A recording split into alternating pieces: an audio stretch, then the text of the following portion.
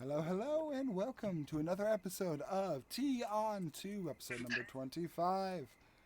Today, we have, we are rejoining, I should say, our adventurers, the promised ones, as they have made their way to Shiruk gained a little bit of information, and have some chance to understand what they are in all things considered, after their trip, seemingly through time, of 35 years for a good chunk of them. While Leanna and Naraya found themselves sparring off in one corner of Shiruk, Lucy found themselves meditating and focusing their ki in another. Estelle had a heartfelt conversation with her mother, and Paseth found himself in hot water once more, facing off with a dangerous opponent before making his way to the unseelie court and addressing the queen herself. A little bit of information was gathered and gained, but there's still so much more to learn. And as everyone reconvened back in Laurel's abode in Estelle's old home, they wake up, rested, but a sudden noise fills the room of one small voice that says, "Mommy?" And that is where we begin. The first thing I want to ask is that the voice of who I think it is? The voice sounds to be young and male. Is Can I look around to see if I can figure out the source of it? Roll me a perception check. Perception. Here we go. Perception. Lana would also like to look and then also really look. 17. Okay. Leanna, before you roll anything. Okay. Well, actually, no. Roll your first perception check. I'm getting ahead of myself. Okay. 22. 22. Okay. Both Naraya and Leanna, in this quick moment, you begin to look around. The air seems to be unchanged. The surroundings seem to be unmoved other than your presence. Nothing seems to be of any kind of disorder or amiss. Did I pick up the direction it came from, or was it just like it came from every direction? It Sort of deal. it wasn't like an omnipresent, like, mommy coming from everywhere. It was just like a whisper that was carried on a still wind and just left as soon as it arrived. It's hard to place exactly where it might have come from. Did anyone else hear at this time? Yes. Yeah. At least I'm not crazy. She Naraya's face is just like blank, like very carefully blank. Lana would like to look again, but you know what I'm getting at, Big B. Yeah. Now, Leanna, before you roll your perception check on this, Uh-huh. you begin to focus into that setting from before and try and look beyond what is presented before you. And while it's not stopping you, you feel a tension in your eyes, and they begin to suddenly go a little bit dry as you begin to tap into this. Do you wish to press further? Yeah, he would. Roll a perception check. 14. 14. Roll me a sanity save, intelligence saving throw. 19. 19. Leanna, as you look around the area, you can see what looks like, how best to describe it, almost like steam coming off of every aspect of the area around you. It looks like walking into a hot springs and having this cloud and mist before you, as you can see what looks to be almost this ethereal cloud that's ever present in the room. And just even looking out the window to Laurel's place, you can see that it's ever present in Shruknatau. It feels spiritual in nature, but beyond that, you aren't able to place exactly what it is. However, after that, the next thing you notice is the searing pain behind your retinas, as if you were just staring at the brights of a car headlight for the past 10 minutes and you first blinked just now. You almost feel like your vision fades from you, but it doesn't. You're able to hold on to it. You're able to withdraw from what is ever trying to suck you in. But using that sight, you don't know if it's going to do that again next time you try.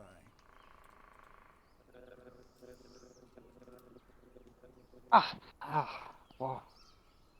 Ow. Are you Liana okay? will blink, cover her eyes, and shake her head to try and clear it.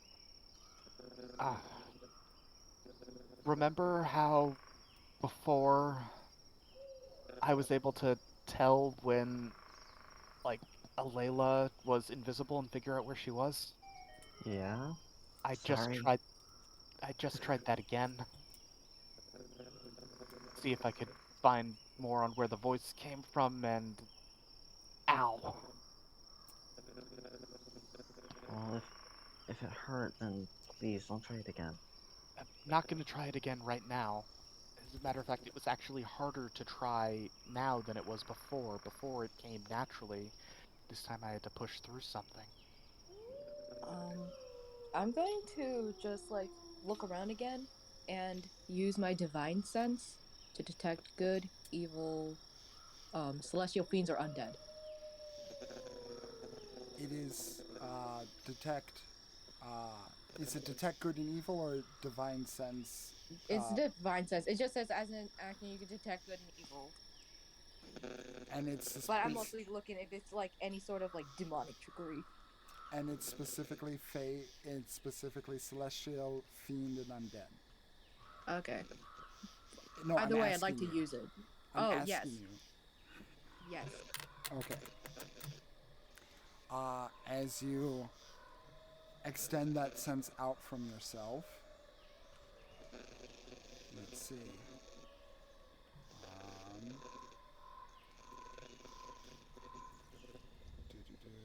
One second.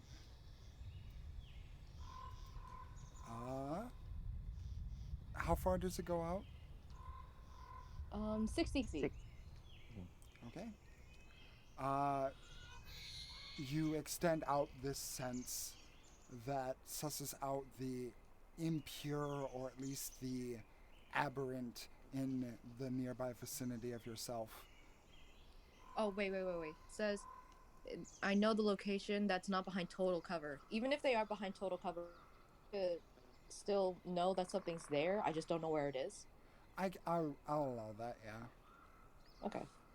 But as it extends out from you, specifically those entities do not seem to pop out at you. Gonna like peek out the window, see if there's anyone there. I don't know, casting some sort of illusion spell. You stick your head out the window and You notice like a druid or two with like leaf garments and a wreath around their heads, just kind of walking by, talking to each other.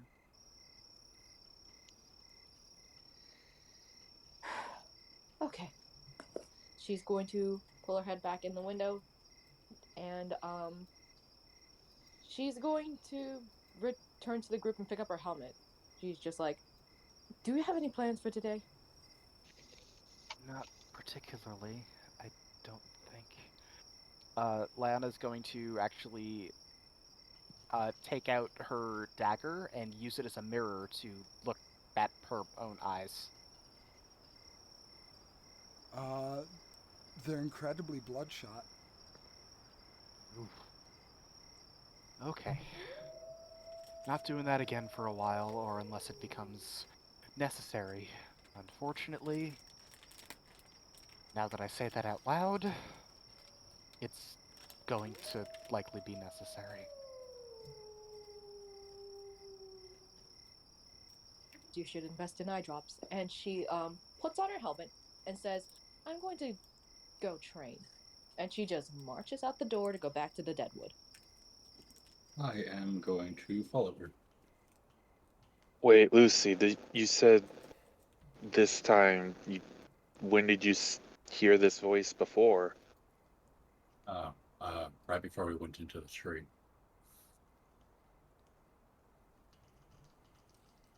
Oh.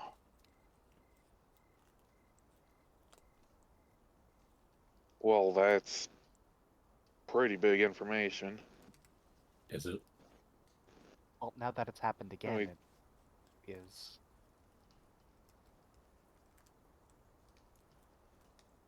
If you have the Since- copper for every time you have two, be weird it happened twice.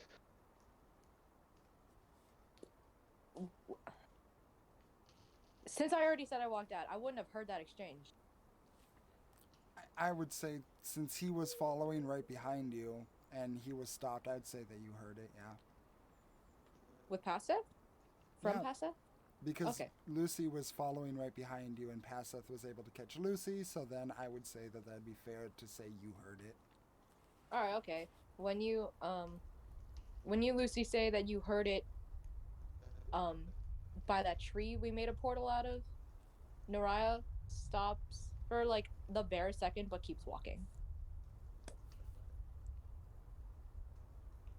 Yeah, since nothing's being followed up on and Lucy doesn't have any more information about that, he's gonna do the same.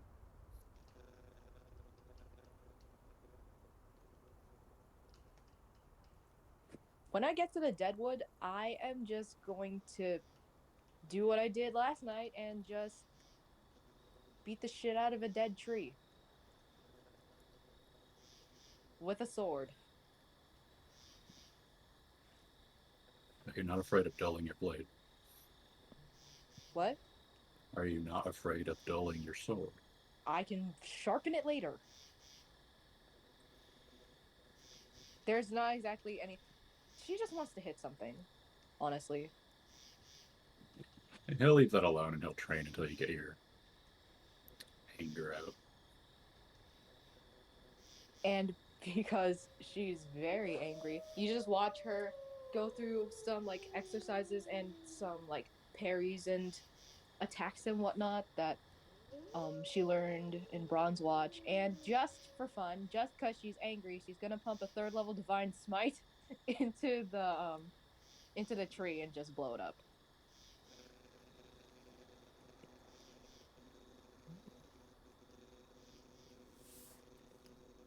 I'm sorry, can you hear me? Yeah. Okay. Yeah, we hear you. And when that's over, she's just gonna just stop and just breathe heavily.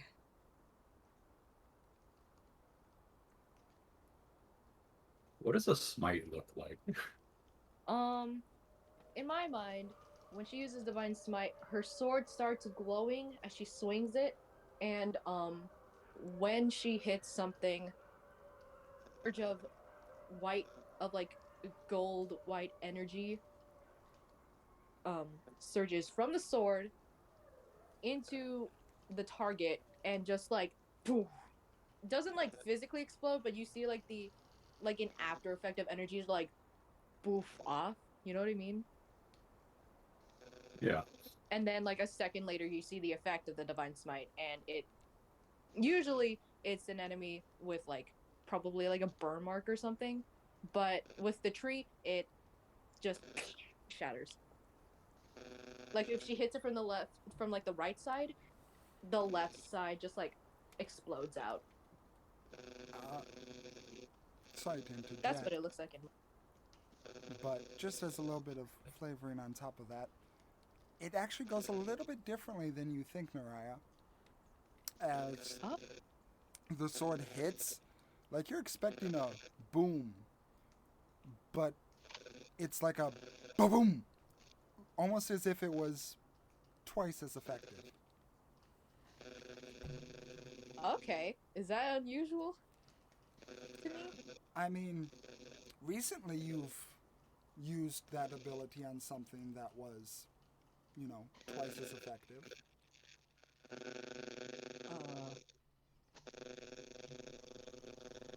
So I would notice that it seemed to hit harder than usual. Oh yeah.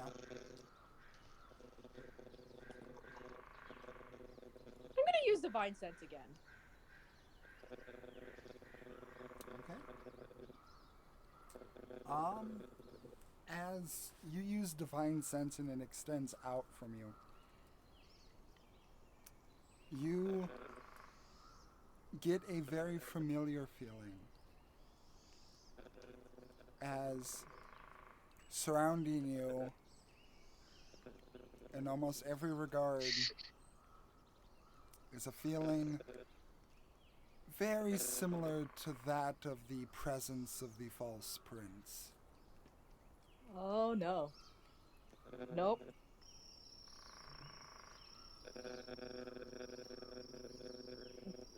Can I look around to see if there's anyone there besides Lucy? Sure, yeah, roll perception. Oh, well, wait. Yeah, you seem to be alone.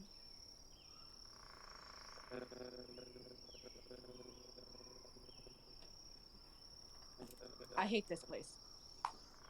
And she just walks out walks out of the deadwood because that's creepy.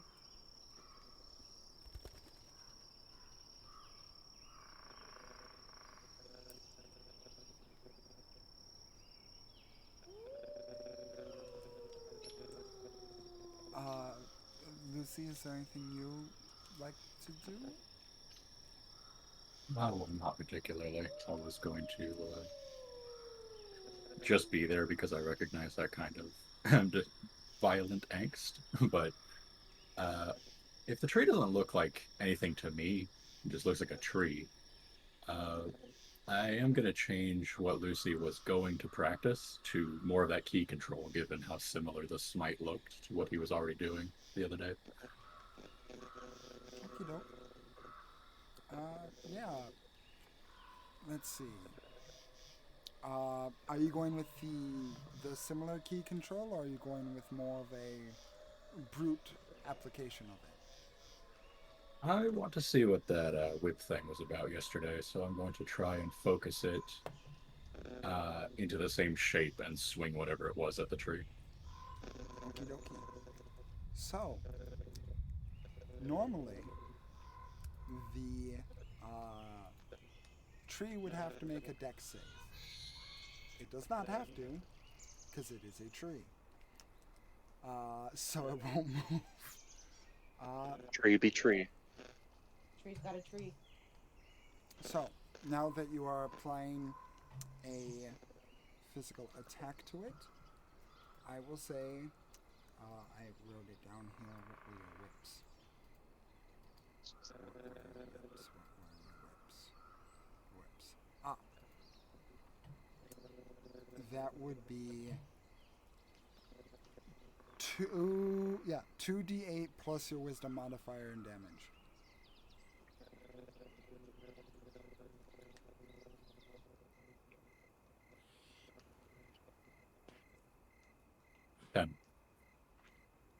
You slash at the tree with these whips made purely of your internal force. And as they rake across the tree, you see that kind of like big cat scratches along the trees. They just kind of fall down into sections, neatly cut. You can see that the actual sections don't even leave like a burn or the smell of like a fine fire that might have went through. It's just a clean, almost woodsman-like cut.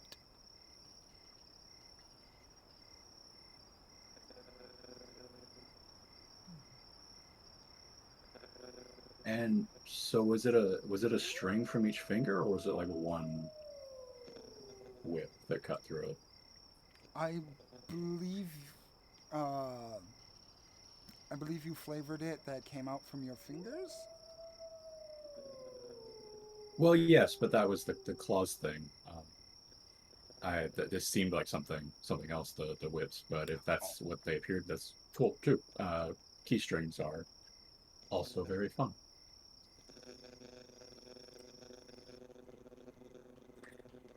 How far was the range on it? the range is. Why did I fucking close the notebook? Um, the range is. It looked to be. What was it? Come on, page. It was 30 feet. No. He'll just keep practicing that until he feels like he's got a hold on both forms. That's further than normal whips. That's amazing. It's like he's a legend or something. So we go back to uh, Laurel's place, as Naraya and Lucy have left. What are the three of you up to? Leanna realizes that she hasn't done something important since we all got back from everything. Check over her things to make sure everything is as it seems.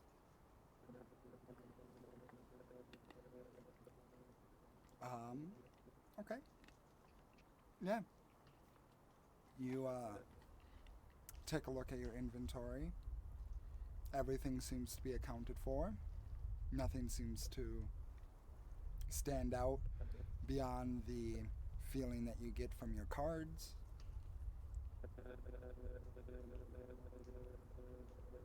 Nothing extra and nothing missing. That's good. All right. So I mean, should we all be doing that, or that just something that happened to you once? Just a thought I had. yeah, I mean I can, but I don't think there's anything missing. I don't see why there would be anything missing. It's not like we were unconscious for that time. It was just, rapidly accelerated. Just a thought I had. I have no idea what could have happened, was just checking to see if it did. That makes sense. And uh, uh, the other day when you were I out of character, I forget. Did Liana share that the cards were doing special things all the time? I cannot I remember. think I did. Okay.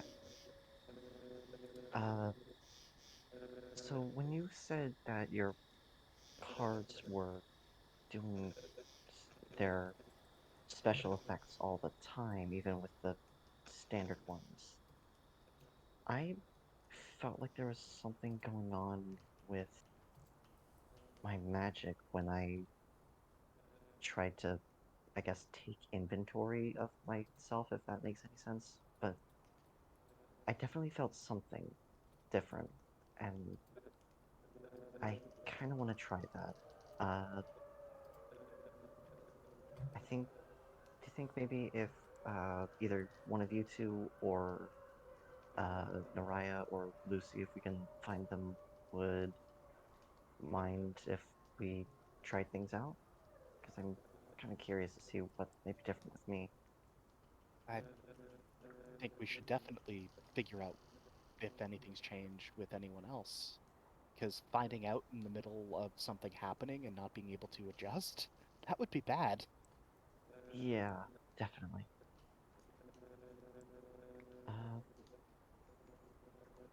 So probably see if we can find them. And where did you go to spar the other day? The Deadwood? Oh, Yeah. okay. That's gonna have memories. All right, that's gonna be fun. All right, let's go. See if we can find them. Give me a few minutes. I kind of need to fix my shirt. As you see, that past Seth's shirt is torn pretty significantly open and a lot of blood. Dried blood now. Oh, how did What? I miss I that? just Are I you just kind okay? of passed out from the other day. How did I even miss that? Are you okay? What happened? Oh yeah, I healed myself up pretty nicely. It's just my shirt now. I need to fix it. That doesn't That doesn't answer my yeah. question. Um, Going to the Feywild is going to be a little bit more difficult for me. What do you mean? Yesterday, as we were having our free time, I decided to go by myself, and I was attacked by what is called a summer knight.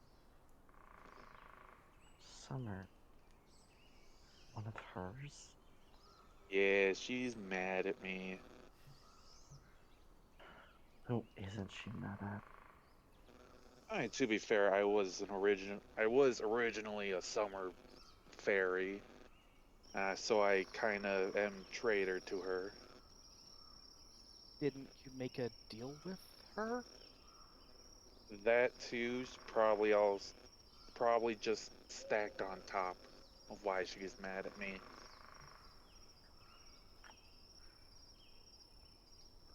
And I didn't exactly have my armor, so who else was he going to attack but me? Stabbed with a spear. Can't do that to a small guy like me. That's just unfair.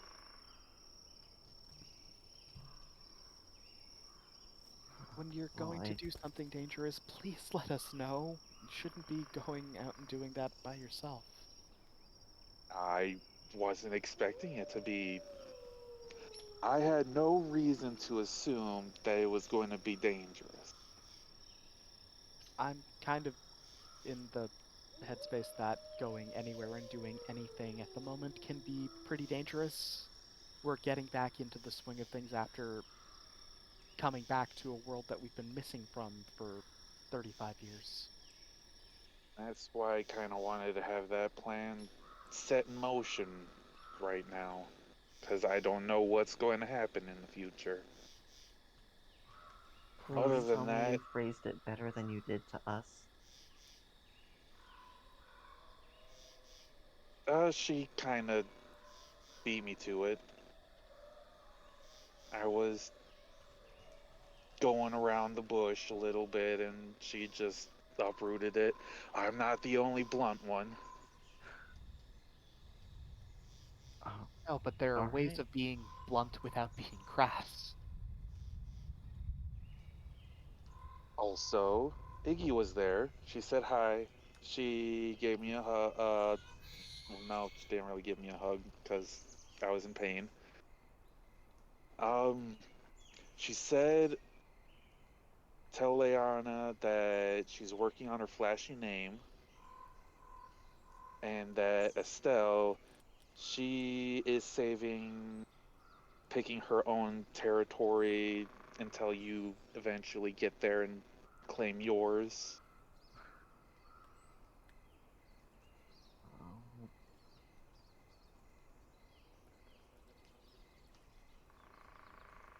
And she's becoming a full-on Fey Queen herself now. um, Which, good on her. yeah, definitely. Glad she's doing well. Apparently, Melman's back in the Underdark. Oh, Hmm. he didn't want to go back at all. Maybe we should go I know. Yeah. find him? Sometime soon, definitely. Definitely a thing on the docket. And Mhm. maybe we can finally learn about the Dianzushi, at least a little more about them, since they Yeah, ended up being really important. Yeah, I genuinely did not think it would be as important as it was. It was just, oh, that's interesting. Probably have to. Well, we'll probably look into that later. It turned out being everything was revolving around that. So definitely gonna have to see if anything with that majorly changed. Estelle, Hmm. yes or no? Hate it. Every time I hate it. Um.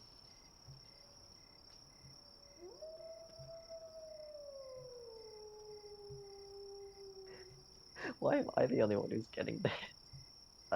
You're the only one who's become a Fey Queen. Yeah. Fair, fair. Um. Yes. Who knows? You could be making decrees. Understood. I don't know. I don't know. This is terrifying. Understood. Also, with the pushback I got trying to look closer like I was, I want to try and see if I can learn more about that. Did not expect that backlash at all. Hmm. Yeah, it's definitely worrying. But Also, I saw a very similar thing behind my dad's eyes. As we're talking, I'm sewing up my shirt and cleaning off the blood. well, talking about doing things won't actually get them done. So let's We start should one step at a time. Uh, we should also probably talk with Sho. yeah, yeah. I haven't. That'll be an interesting conversation. Well, Kind of felt like that was a big reason why we came here to just talk to the archdruids. yeah. See what's been going on. Yeah. All right. Well, let's uh, let's see. Well, we'll make our way to the Deadwood, and if we somehow run into them by chance along the way, then we'll take the time to chat. But I do really want to figure out what might be different with me. What might be different with everyone, Yeah, I mean, because I know what's up with my regular cards. who knows? Your special cards might be even more special, Yeah, and I have so with many past different things. I have and with so passive, many yeah, different things there are so that many could things be. that can be different. The box spot, your standard I can regular magic, there's a I can just lot. feel My that harpoon. I can just feel that my cards are different just by looking at them. So maybe examine your stuff and see if anything just feels different to you. I did feel that it was boxed by somewhat when we were falling, right? Yeah, when after you got out, you Kind of. noticed that there was just like a more strong connection that you have with Boxbot. Yeah, I kind of felt little, little difference, a little bit more connected. It was Boxbot. All right. There is something more special about the big boy. Well then, let's go and figure it out. We can uh probably spar with each other or No, don't uh, spar. well, maybe not spar, but like we'll test things out. We'll see what happens. Test things out on targets that we don't want, that we're okay with them getting damaged. I did not expect to injure, or at least hurt Naraya like I did. Yeah, we don't want to intentionally hurt each other. Estelle, yes Yeah. or no? Again Why? already. Why? You know what? Yes, just yes. Every time, all time. Yes. I Understood. hate this. Well, let's go figure out what's going on then.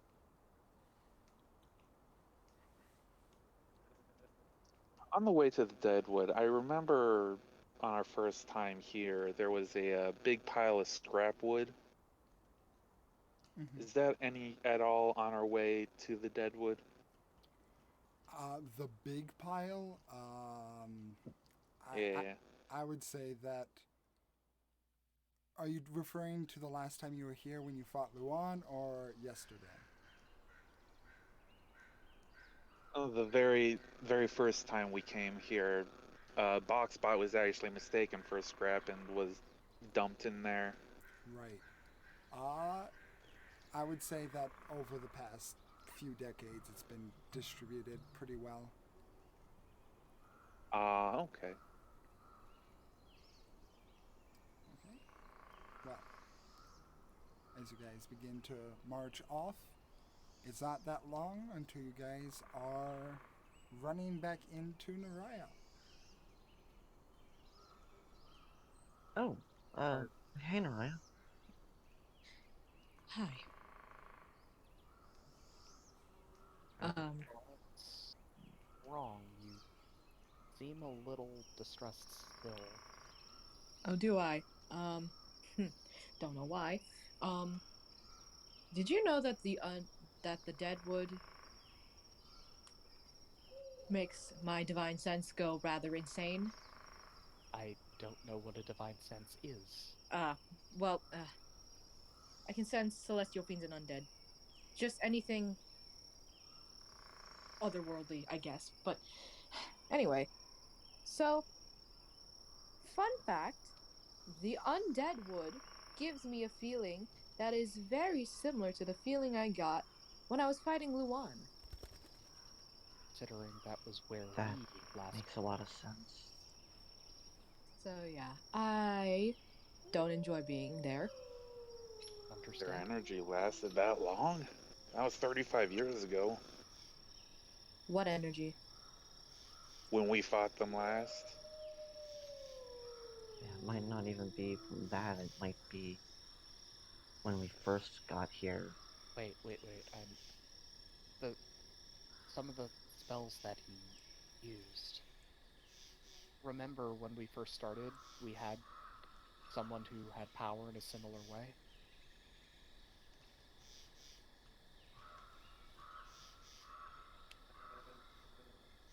Maybe you're feeling Luan's patron.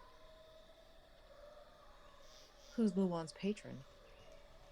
That I don't know. If I had to take a guess, the promise. I thought you killed it. I thought we did too, but Was an undead demon fiend, a giant magic thing. I don't know if actually killing it as we did removed it. and even if it is dead, it could be that its magic is just lingering there. When we get out and I get a chance to ask for Bathal, we can ask him. Hmm. I guess. And she like shakes her head a bit. Anyway, what are you all up to now? Uh, well, Leona's cards were different and special, and I felt that my magic was different compared to when I last noticed it. so I was going to actually go there and figure out what exactly is different with it.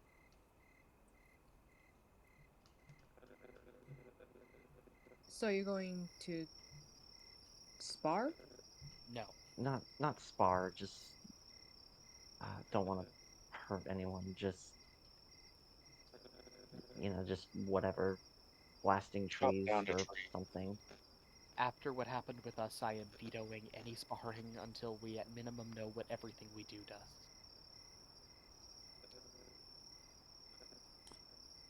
I'm just gonna roll something real quick because I don't know. Hold on. Okay, yeah. She's just gonna say, if it's all the same to you, I think I'm going to take a moment to just sit and think. Do whatever you need. Mhm. Thank you. And Narai's just gonna keep going and find a quiet place to sit and be alone with her thoughts. Okay. As Naraya heads off to the opposite end of Shurak Natal, where it is quiet and peaceful. Where are the rest of you going? Estelle, at least, is going to go to the Deadwood and test her magic, see what's different. And as soon as that's done, gonna check in with Mariah because she's concerned. I'd like to go to the Deadwood too and see if Boxbot can chop down a tree. Lyanna will go to the Deadwood and look around and just see if she can notice anything amiss, because what Naraya said made her curious. She's not going to use her limited time cards just in case something happens. Be good to know, but doesn't want to be out of tricks. Okay. You guys continue on to the Deadwood. The morning starting to taper on to about mid. More people are coming out, and some of them are noticing you. There are whispers that are going about. Whispers that are so familiar yet so odd to you, Estelle. And you see people are averting their gaze, not necessarily in fear or in distrust, but in a sense of, to put it as least pretentiously as possible, unworthiness. Like a group watching a very popular celebrity, even more so than what you're used to, Leanna. Almost royalty.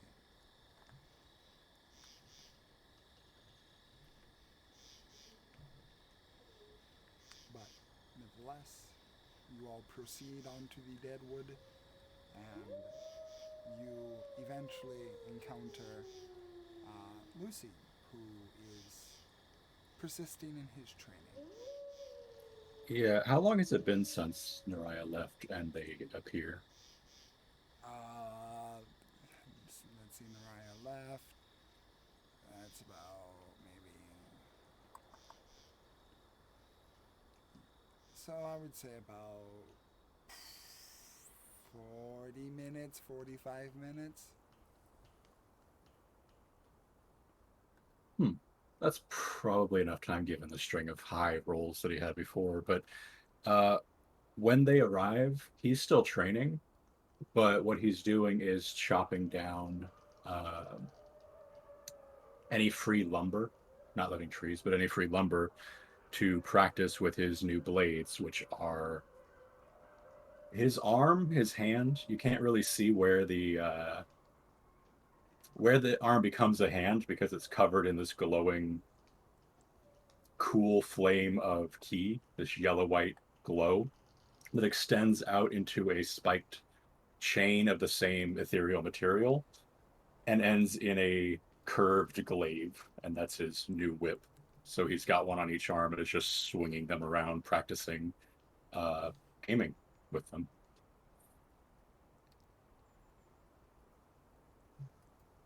I'll be the first to call out. Looks like you got some new toys too.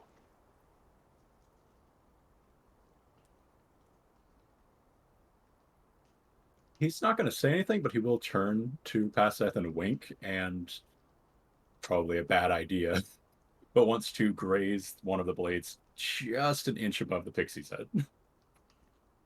Oh, I'm in my armor now.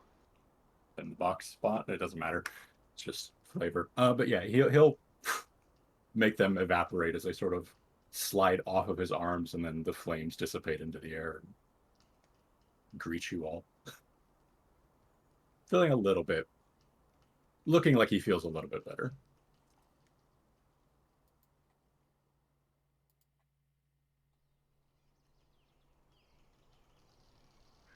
Seems you've worked out something new.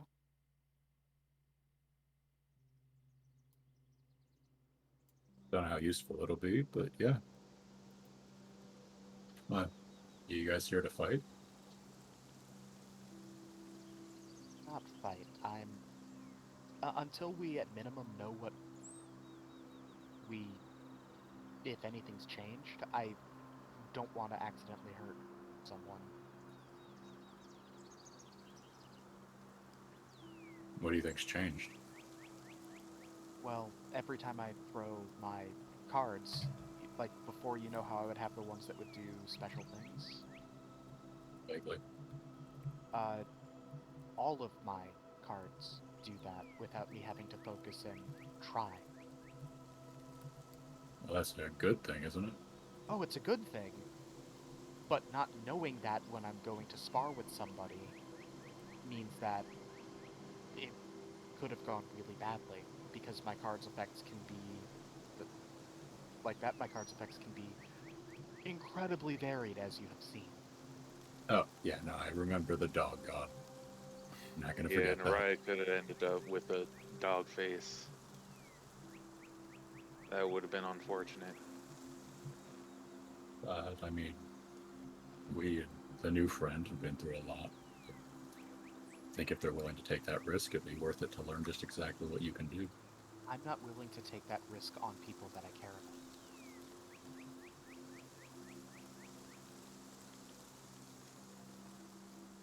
And you, pass Seth. What's up? Oh, I think BoxBot got a bit of an upgrade through this weird connection that we're all having.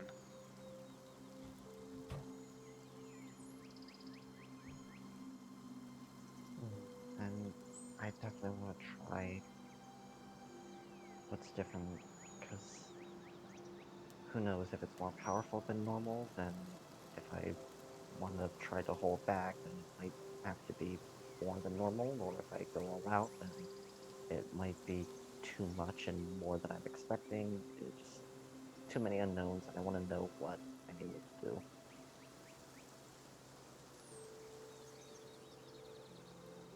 Anyone I can help?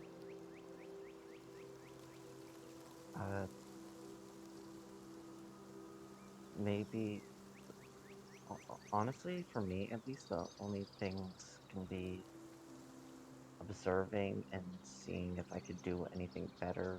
Other than that, you probably only would be able to serve as a target, honestly.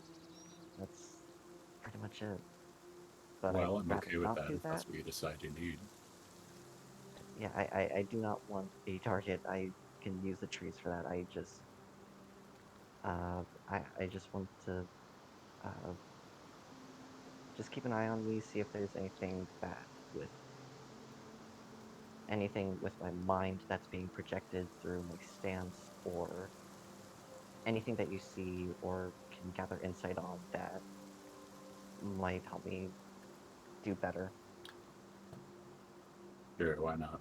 Um, Lucy grabs one of the chopped stumps and uses it as a chair and sits off to the side. Wait. 5 minutes. Well, 5 minutes. I just considered something. What if your new form becomes like your true Fey Queen form and all of our eyes get burnt out of our sockets? I don't think that's how that works. Well, It might though. Let's just take a slow the reveal for all of us. Nobody look at her right away. oh, okay. And a bit more worried now, but to start things off, going to try the constellation form of the archer. Your body begins to glow that stellar glow, and you begin to raise off the ground a little bit. The orange hue is still bright and potent, but the constellations that form on your arms and on your legs, now you see that they even extend up to your neck and just ever so slightly begin to trickle onto your face. Your eyes glow and your hair begins to move in a more uncontrolled manner.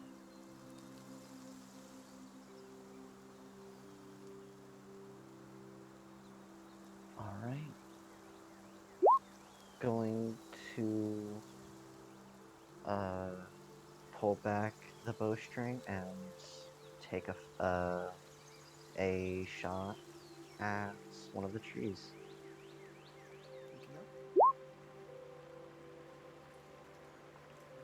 Uh, where is it? There it is. Starform Archer. A 29 to hit. I assume that hits the tree. You know, this tree's pretty sturdy. Yeah, it hits the tree. And that'll be 16 radiant damage. Okay, as you begin to pull back and aim the shot, it's fired true, zooming through the air at slightly faster speeds than you remember it going before. It makes contact with the tree, and almost directly on contact, the tree just explodes into splinters and cinders, leaving nothing behind. Okay, that is new, and I don't know if that's because of me or if that's because of the tree. Maybe I both. slowly uncover my eyes. Oh no, yeah, she's good. Okay. Like I said, I didn't think Wow, you really messed that tree up.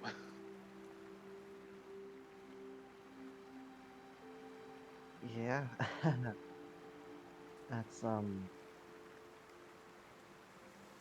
certainly new, certainly odd, certainly interesting. Hmm.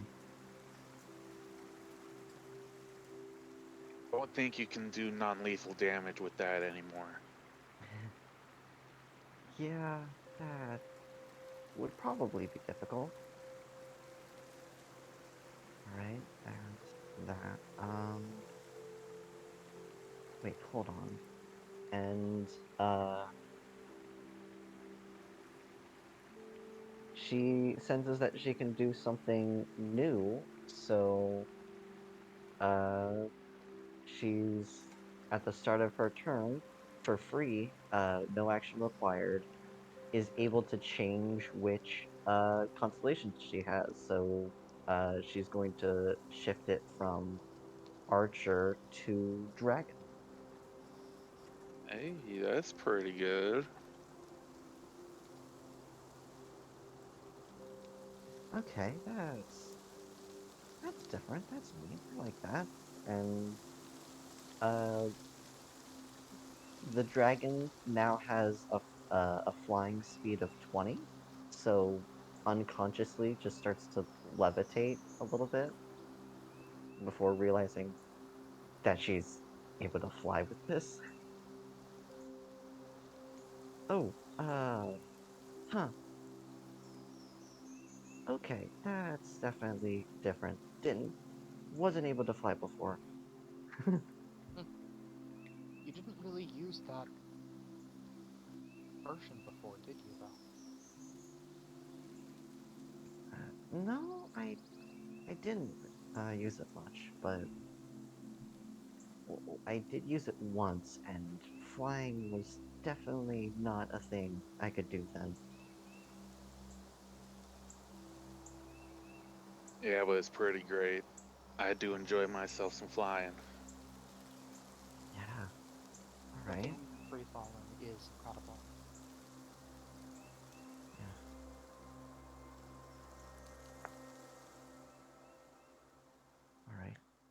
alright. Alright. I sensed that the magic was different, and technically, even though this is magical, this isn't my innate spell casting. So let's try something simple, something I've always had. And now, uh, she's going to try to cast at Guidance. first level. Not guidance, not guidance. At first level, uh,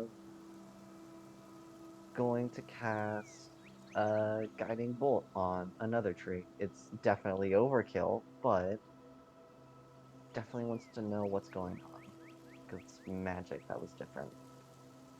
Okay, roll to hit.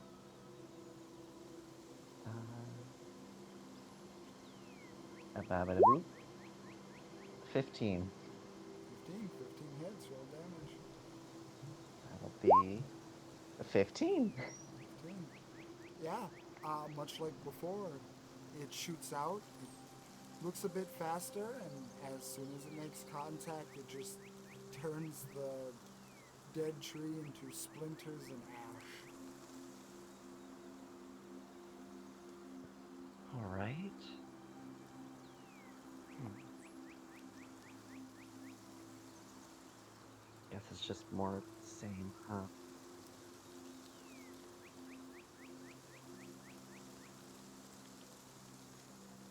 Can I try to make some type of check, whether it be insight into myself or Kana or whatever, to try to figure out what exactly is different or an idea of what might be different, instead of just testing everything?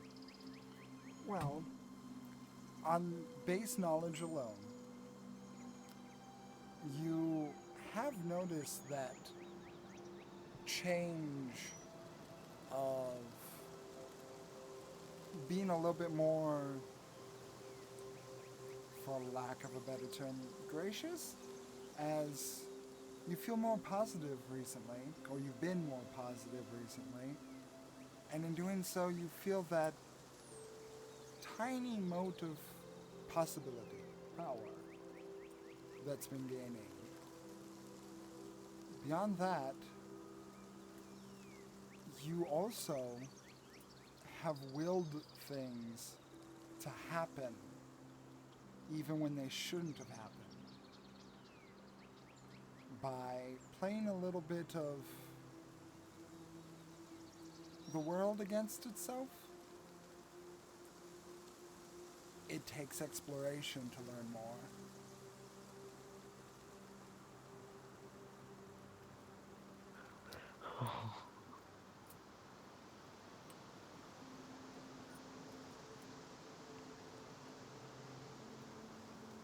All right.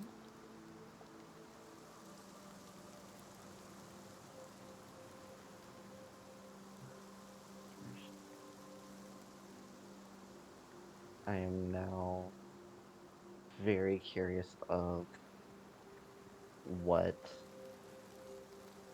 that all entails, but that's going to come later, I assume. Uh, I should I? I can.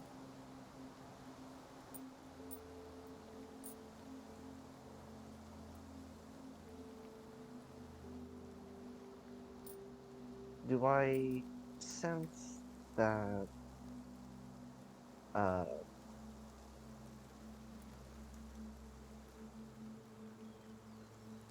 if I were to see if I can try to what was it? Create Fae similarly to before, do I sense that that ability has changed at all? Does it seem as though I could do it more uh more powerful or more at once, or does that seem different at all if I try to access that power at all? I mean, thinking about it, it seems like something that would be well within your wheelhouse to do, just like someone thinking about lifting a specific object or walking or running a certain distance. It's something that you feel like you could probably do without any special kind of hassle. Hmm.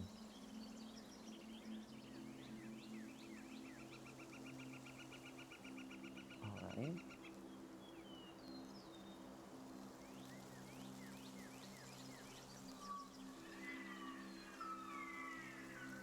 Uh,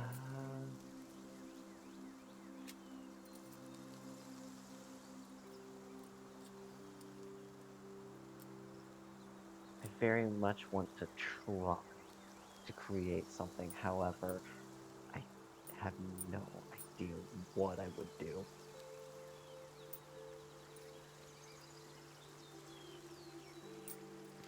If you want time then, do you mind if we swing it over to pass that? More than fine. Give me a moment to. It'll definitely give me a moment to look through things. Okay. Passeth, you're in the training yard. Is there anything you wish to do? I disconnect from Bogspot, so we're not in Centaur mode anymore. And I have him attack a dead tree. Okay. Roll to hit with Boxbot.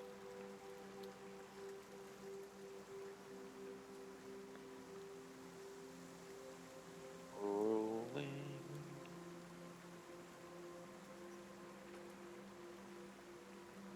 Unnatural 20. Okay, yeah, that hits. Roll whatever damages you wish to apply to it.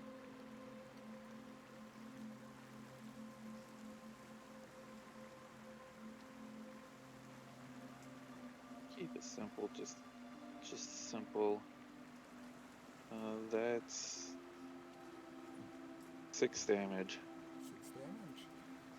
Boxbot goes up and is able to, with just brute force, push the tree down and stomp it into the ground, breaking it off of its roots. It defeated the tree, but nothing in particular seemed to happen. Nothing odd or new.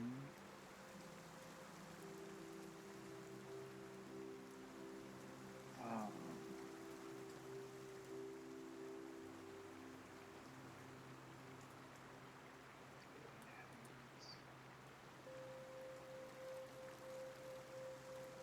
don't remember his extra stuff in particular. What it was. Is able to do an extra D8 or something that he also takes the damage of, or was it D4? I sent that to you. I didn't remember it offhand. Swore I had it on her stuff. Let me see if it's in the chat. It should be in the DMs. Let's see.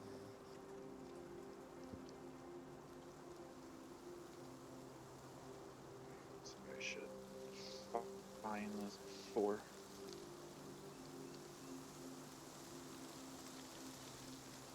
could have swore it was 2d4 plus your intelligence modifier. Yep, deals an extra 2d4 necrotic damage and has advantage on the attack if the opponent has taken necrotic damage. No, that was the spear, I believe.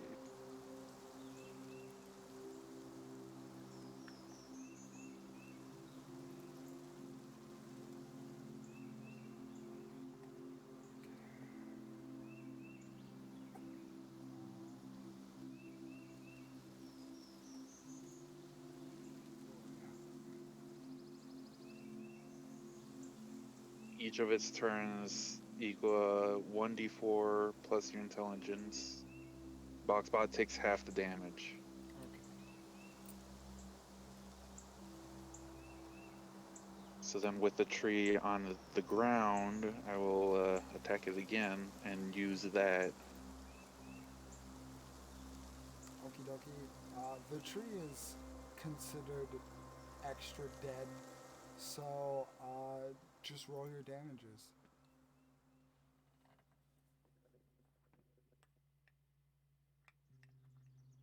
1d8 and 1d4.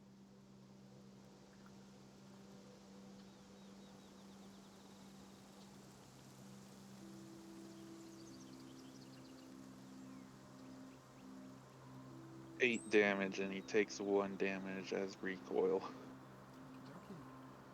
He Well, also minus plus my intelligence as well, so that would also be +6. Wow, so 6 extra damage on top. So 14 in total. Okay, 14 in total. Yeah, it's really fucking dead. And the necrotic energy that comes out from Boxbot just rots away the already dead wood into nothing but a haunted memory.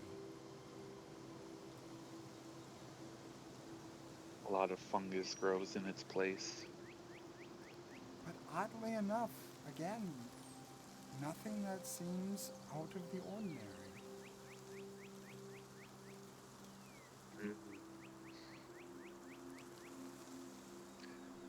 Don't think his attacks are doing anything extra.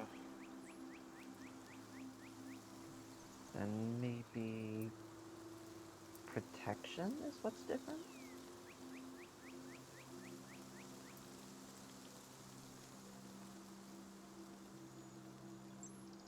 Maybe.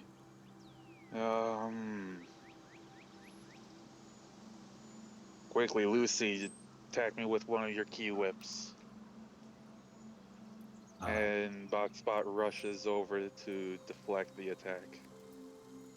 Digby, how much does it cost to do that? A key whip would. So it is. I told you it was 2d8 damage, right? Yeah. So, and we've clarified that do you want the whips to be from each finger, or are we thinking just like an actual whip, just kind of one solo? We can talk about it later. I'm just going to throw a sling. I'm going to unbind my sling and pick up a rock, and since that is steeped in ki, will hit much harder than one would expect. And I'll launch that at him.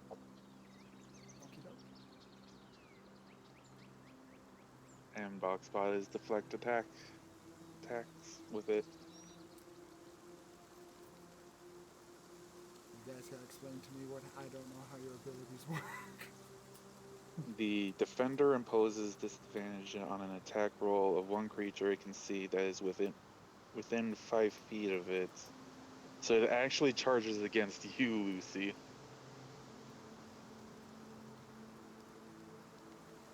The damage hits me. No, to try to throw your aim off, basically. So if you're rolling to hit, roll to hit passive at disadvantage. Yeah, it was a 14 then, the lower hit. Oh, misses. So, as you begin to infuse this stone a little bit with the energy inside, you bring back your arm and try to whip it, but as you do so, Boxbot comes barreling towards you, and in doing so, just before the stone is able to release from your hand, it bumps it out of the way, moving it into a different direction, and phew, it shoots off into a nearby tree and just embeds several inches, if not a full foot, into it. I wind back up my slinger on my wrist. So, is that what you wanted to try? No, it seemed pretty normal. Good throw. Well, that's what tools are for. Um,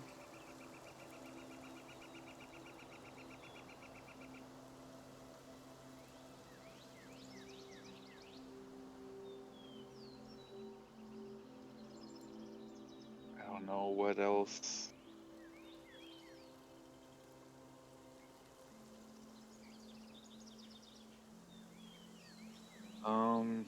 He's not hurt, so he can't really repair himself.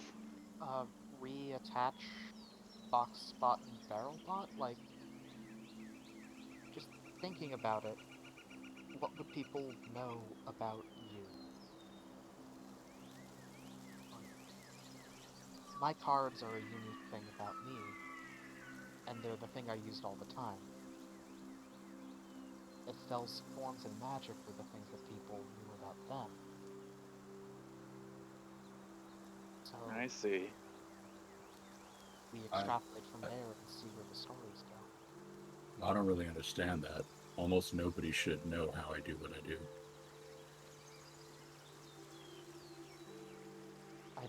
I don't know if they know the how, just that you do. What I'm doing now is nothing like what I did before. I'm not... It's a theory.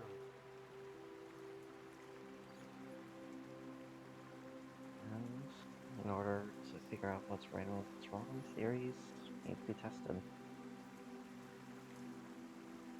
I might. I will mount back up, go in centaur mode, and attack a fresh tree. Another dead tree. Roll to it. This time attacking in unison with Boxbot.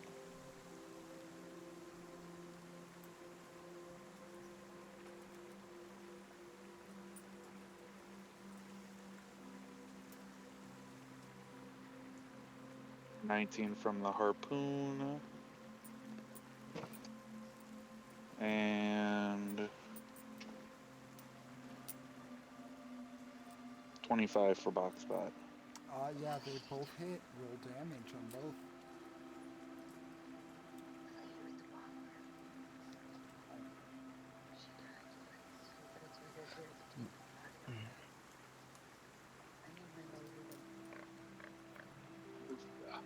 Sorry, stuff happening outside.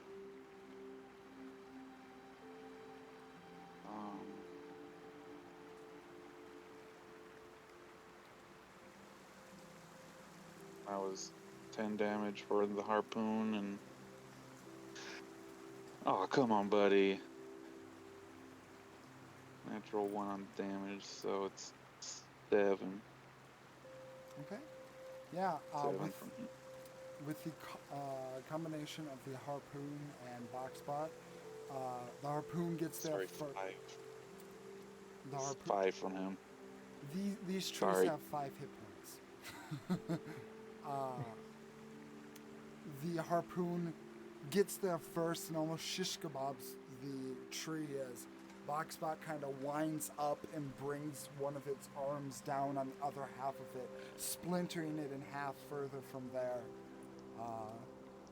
Again, a well-oiled machine, but nothing out of the ordinary.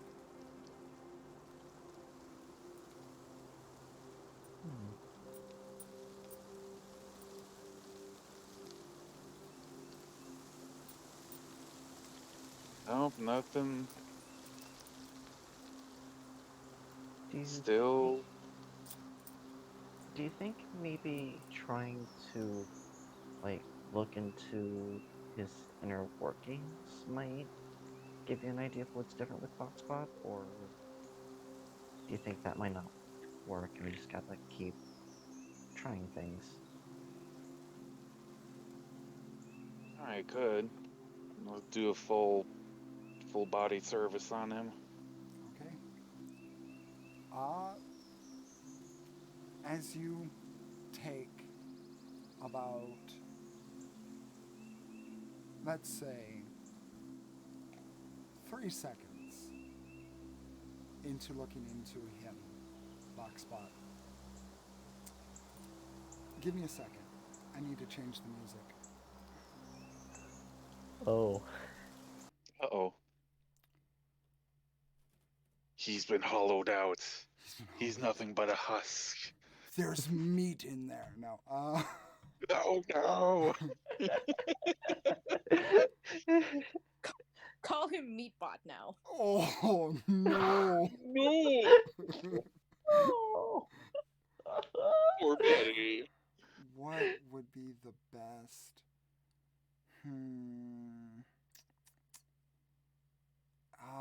God, this is a actual hard one. I don't know which one to use. This is. It's especially horrifying because that's my room inside of him. That's where I have my workshop and everything. Let's try something classic.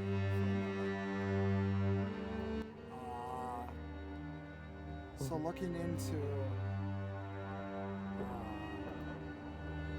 Boxbot, it's almost like you feel yourself getting lost in a good book that you've read 1,000 times, but you keep thinking of new ways for the plot to unravel or new opportunities to be had. And Passeth, you feel this rush of inspiration go through you. Passeth, please note that you have 1 mad science point. Yes, sir. You got what? A mad science point.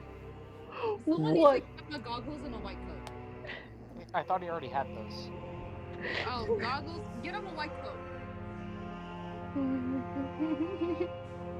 I love this. I love this. Holy frick. And those around What is happening? see Passeth, his hair already standing up, seems to stand up just a little bit more. You see a smile go across his face, and you see that glint, that dangerous glint in his eye.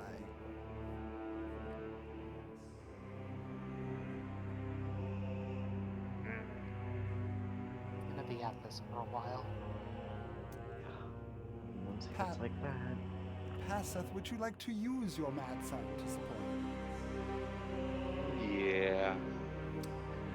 I have all this dead wood around me. I have plenty of material. Well, that's the thing, is that this inspiration coming to you is something that is so innate to your being. Wood is your specialty. But wouldn't it be just a little bit crazier to just for a moment step outside of that wheelhouse? Not into other materials per se, but just a little bit different. Passeth. Choose 1 cleric spell at any level and 1 artificer spell at any level.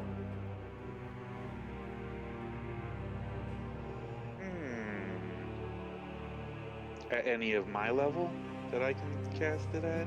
Yes, any spell that you can cast at any level in which you can cast it.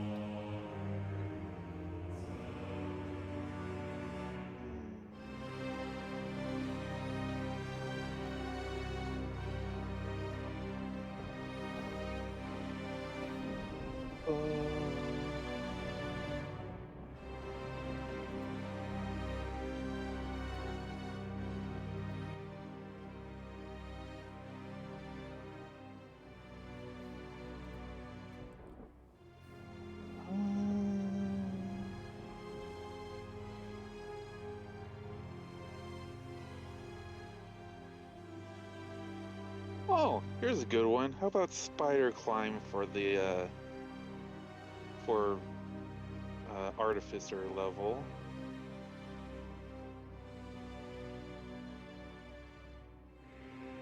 And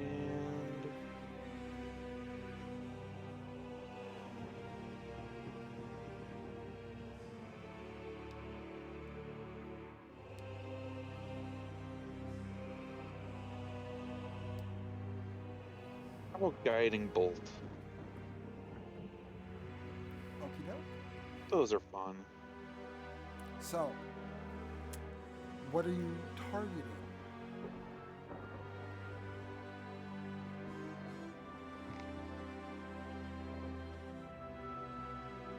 Well, for right now, be just another dead tree. Just aimlessly while I'm working on it. If it's going off, it just fires off randomly. So, what you see before you, everyone besides Paseth, you see Paseth beginning to move his fingers around Boxbot quickly, almost like he's inputting something, like it's a weird kind of writing. And as he does so, you see Boxbot move with an unnatural speed, and you hear the stickiness from its feet as it crawls up a nearby tree. Looking over, it cocks its body in an unnatural position, and you see a winding up of magical energy as it unleashes the guiding bolt. Roll to hit.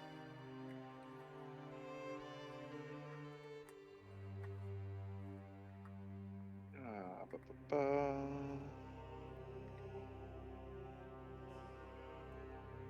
23. 23 hits, roll damage, and your damage is the guiding bolt plus Boxbot's attack. So 46 plus 1d8.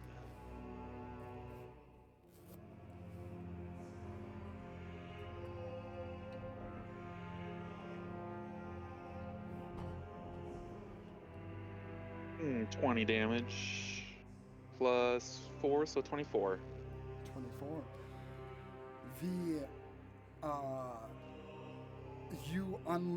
Boxbot unleashes this energy into the tree. It explodes in splinters as Boxbot begins to descend down the tree, but Paseth, you are enraptured in this moment of inspiration and creativity, and you just can't stop enjoying the moment.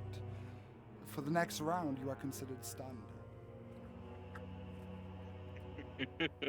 Oh.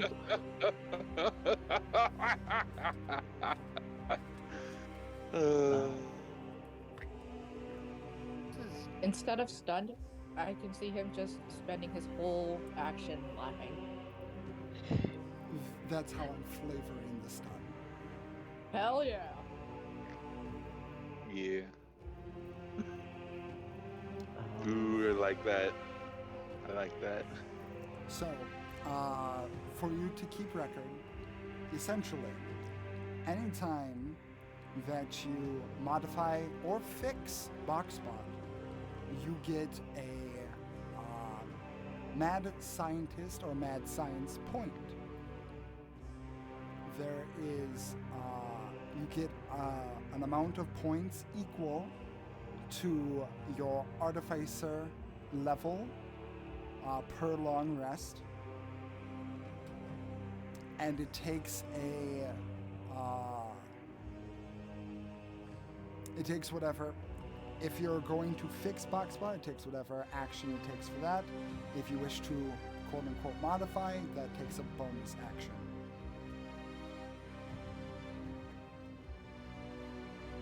And then the next turn, I'm stunned for a round. Yes. But on that turn, with your action, you are able to attack through Boxbot, combining any of your cleric spells or artificer spells, whether or not you have them prepared.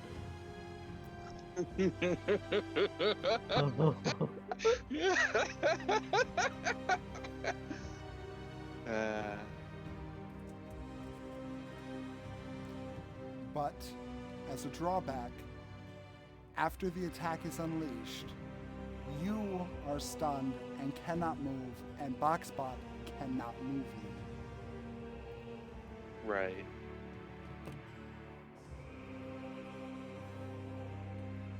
But yeah, there you go. It's a pretty big drawback, but yeah. Pretty big drawback for a hell of a lot of power. Right.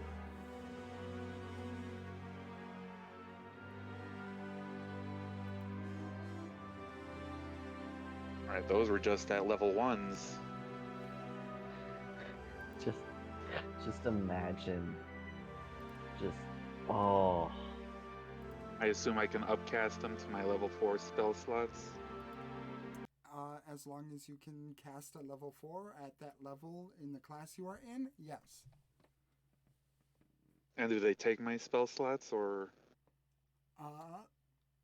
That actually, that's a good question, because they can take your spell slot if you wish, but if you don't want them to, that's also a possibility.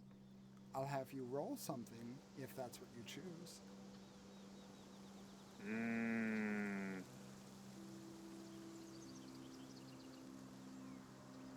Okay.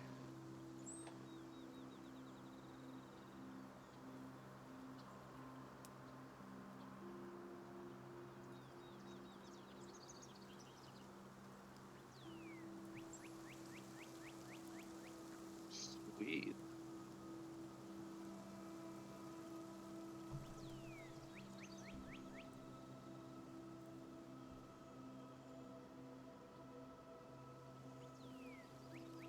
That is amazing.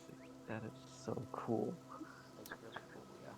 So, Estelle, is there anything that you wanted to do at this moment? Uh,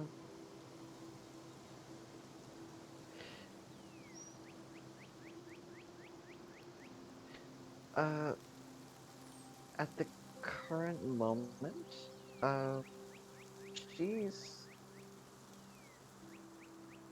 uh, hmm. At the current moment, no, she's thought about trying to create a fae, but at this current moment, it just doesn't seem like the best idea. That might be what's different, but right now, this doesn't seem like the greatest idea. Lucy, anything that is on your mind that you wish to do, or are you good? Yeah, not really. No, I'm fine. Leanna? Lana wants to meditate again, but this time on that skill that she's been using, or with seriously looking, but she doesn't want to do that here, but she does want to take a look around the deadwood and see if she can notice anything that is more weird than what she knows is actually here. So is she using the sight to perceive No. or investigate? Okay. She is looking with her regular eyes. Okay. And are you full on investigating or just glancing around the area? Just glancing around, see if anything stands out, and if that stands out, then she'll investigate that. Okay, roll a perception check. And she will cast guidance on herself. Okay. Actually remembered to use that. That's a 12. 13 off of a natural 1. Yeah, looking around, the forest is eerily quiet beyond the movement and sounds of your friends. There's not really anything to note other than just dead woods.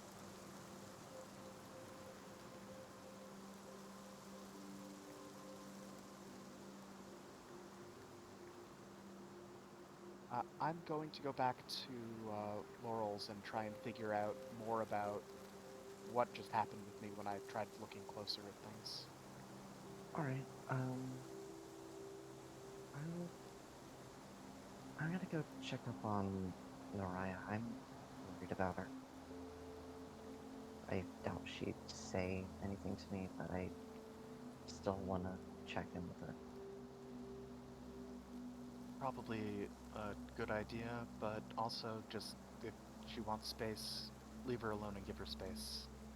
Yeah, if she wants to be alone, then I'll let her be alone. But still, I want to try.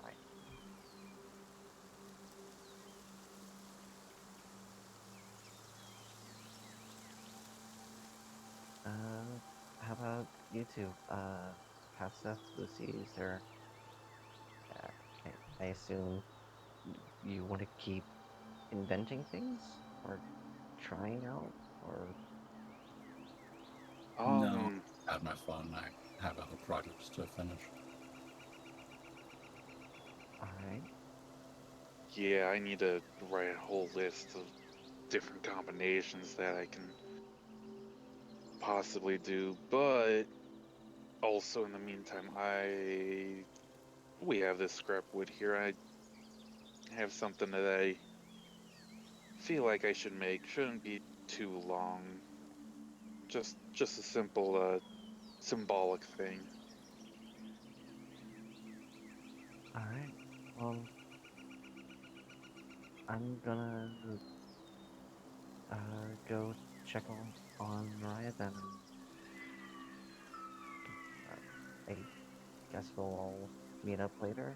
I'm thinking we should go to New Pass sometime soon, but depending Well, on what time it is, probably would be better to isn't rest. Jenny going to be coming here, and weren't we going to be checking other things here first? Right, yeah, that's right. Memory, a lot of things happening in a very short time. But yeah, no, that's what we were gonna do. Sorry, my mind. No worries. So, Estelle, as you and everyone else begin to break off, and you primarily head towards where you think Noraya might be. Noraya,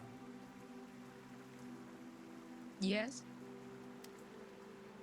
after you split off from the group, you head to a quiet corner of Shurak Natal, one that seems bereft of any foot traffic or any noise beyond that of the tweeting of some birds and maybe the running of a stream nearby. It seems peaceful, seems quiet. Just gonna sit, find a quiet place to sit, probably under a tree, and just think my thoughts.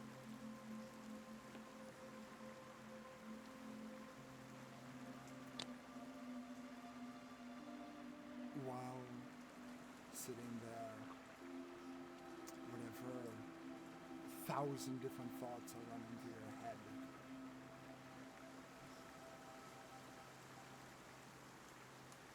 can you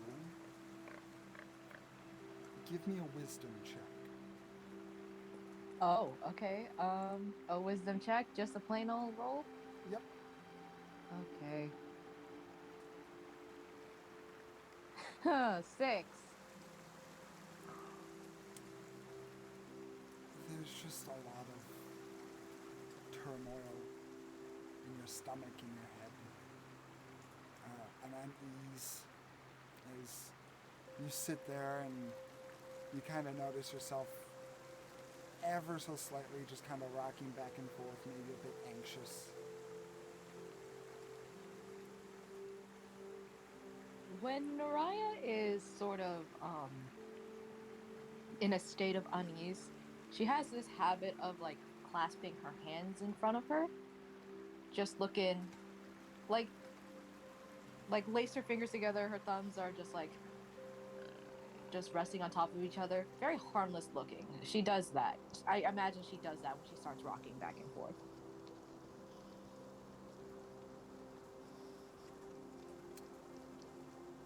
Now, could you give me a wisdom save?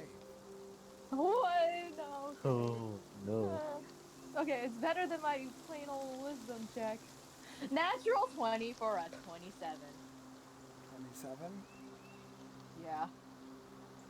That just saves. That just saves. You feel for a moment like something wanted to see something about you, Oh god. about your thoughts, your mind.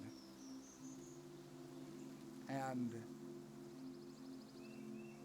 after you're able to push it away, this force that felt overwhelming almost momentarily, but your defenses were absolute at that point. And you just hear a voice say, "Daddy?" And that is where we're going to take a break.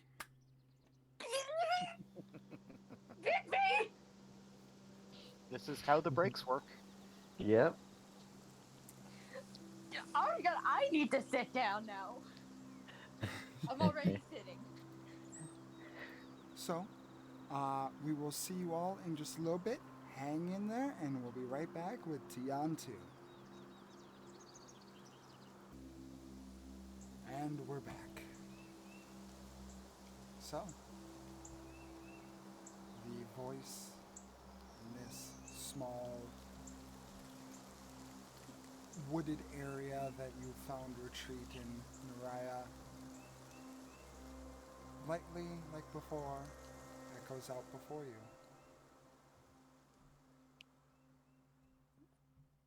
Is it louder now, or is it still as quiet as it was when we heard it the first time?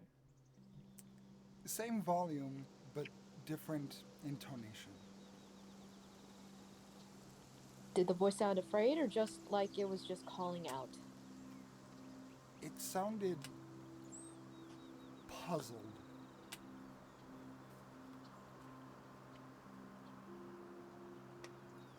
If I listen to it really carefully, is it the voice of my son?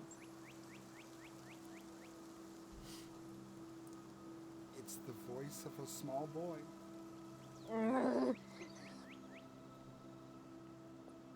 When she hears that, she just like shakes her head and mutters very, very crossly, "Find someone else to hunt, Spectre."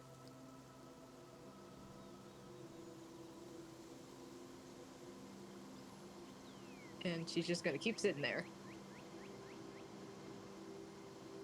Okay. The sound of the stream still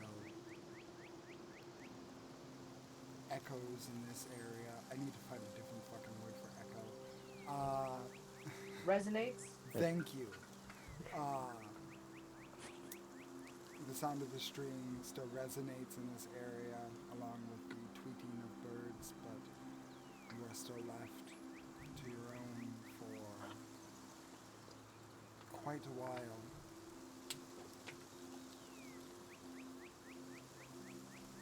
And eventually, you do hear footsteps approaching.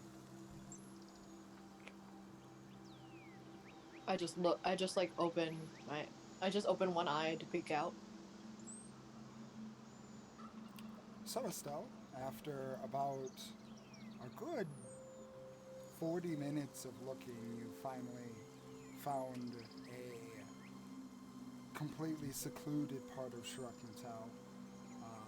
The layout of the place is a bit different than before, but still familiar enough for you to find your way around fairly easily. And after about that 40 to 45 minute window, you do find a armor-clad individual sitting down in a secluded area.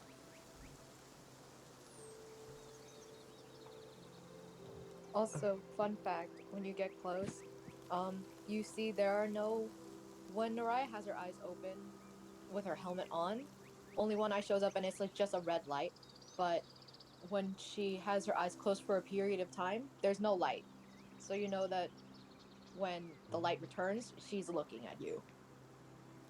Like her eyes are open. Okay.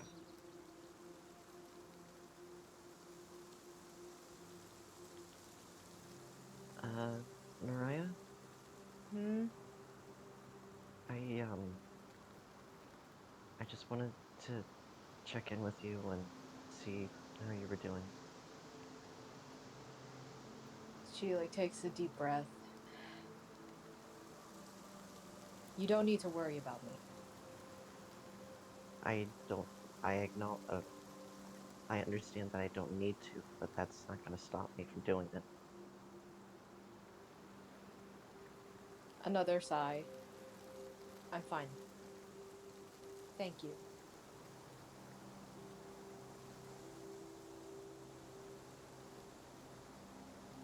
She just kind of stands there for a few seconds. Like,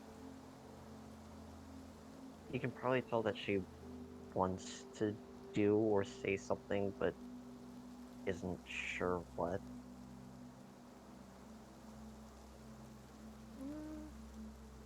Do you think I'd have to add like a modifier or roll a certain skill to see if I decide whether or not to ask to tell some to say something personal, like a wisdom check or something?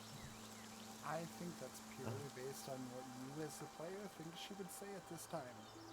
Okay, well, never mind then. She stays quiet and but after a moment she says, uh hold on, wait. She wouldn't have known you guys were training, huh? mm-mm. Okay, yeah, no, she says nothing then.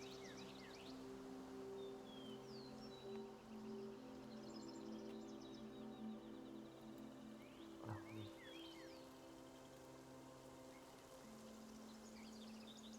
I'll understand and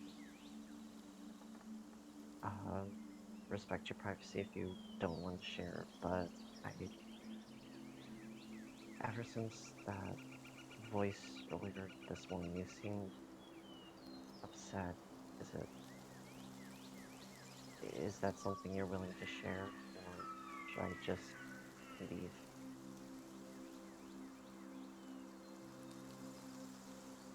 She the helmet turns away as she looks away in thought, and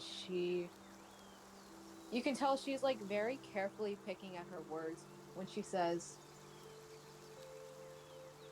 the combination of that voice and the feeling I got when I in the dead wood unsettled me. It's it's hard to describe and I have a lot on my mind right now, but it shouldn't impede my ability to help you and your friends. If it does become a problem for you all, I'll let you know. Well, I'm not asking because I'm worried it might impede your ability. I'm asking because I'm just worried. I want to know if, for me, whenever there's something troubling me, I usually keep it in my head, but when I share it with people, I get better understanding, or just in a general sense, do better with it. And I was, again, I, if it's something you don't want to share, then I'll respect your wish. But I just wanted to let you know that I'm willing to listen, and that I wouldn't share it with anyone. I just, I just Make a want. make a persuasion check. All right. Persuasion. Where is that button?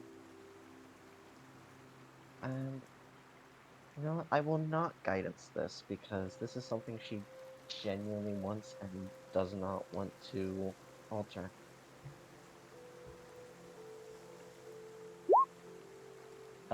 A straight 10.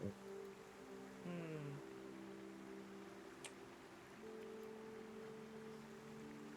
Oh boy. She kind of looks you up and down, and you see she's tense, but she starts to like ease a little bit, but not all the way. And she says, "I don't think I'm ready to share that kind of information yet. I'm sorry." No, that's perfectly fine. Honestly, I didn't think you would. I just wanted to ask anyway and see if I don't know. I just wanted to try to help if I could. But just know that the offer will always be there. If you ever want to talk, just let me know and I'll listen. Thank you, But Estelle. You have a very kind heart. You know that? uh, I try.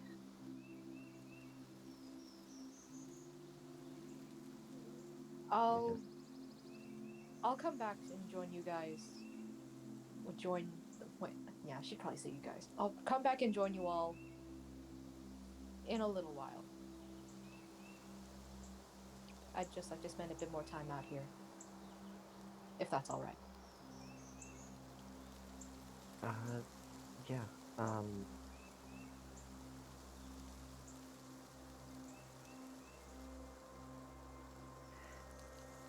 yeah, I'll head back.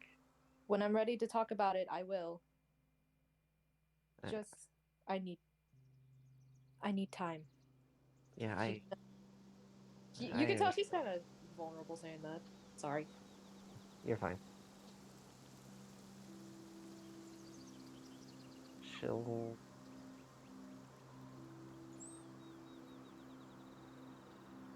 she will nod her head, say, I understand. There's there's a lot I had to deal with at one point. I can definitely understand that feeling. So, I'll leave you be and I'll let the others know that you'll be back with us soon. And Estelle will head back.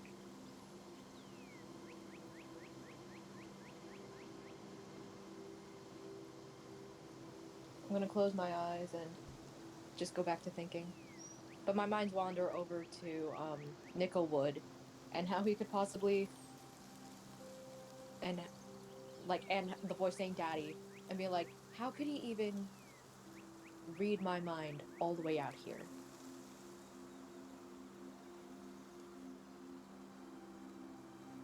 And as you drift off into your own thoughts, and Estelle, you begin to walk away. Yes or no, Estelle?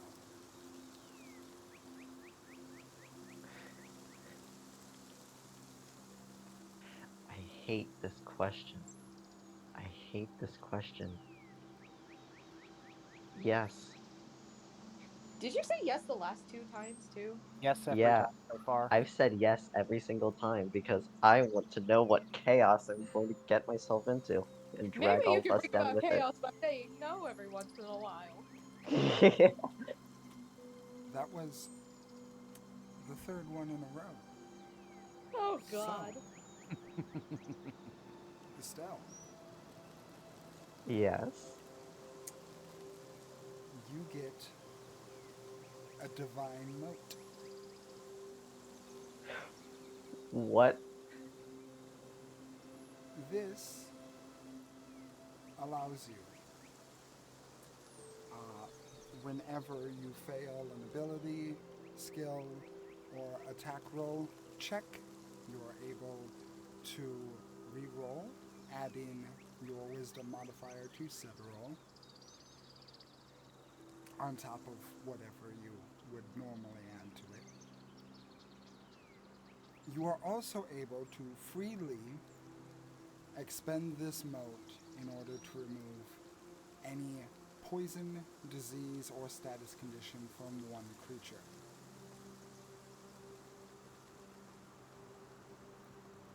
That being said, Estelle, roll me a Constitution saving throw. All right. Just to be sure I'm writing it down right. Whenever I fail a D20 roll for attack roll or ability, anything, I re-roll and add the Wismod, or just add the Wismod to whatever it would have been.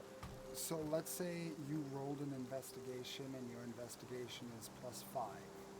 You would re-roll, add the 5, and then add on top of that your wisdom score, your wisdom modifier. Okay, thank you very much.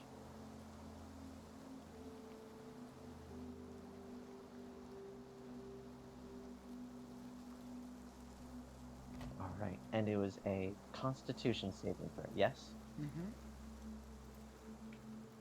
All right, let's see. A 15. 15.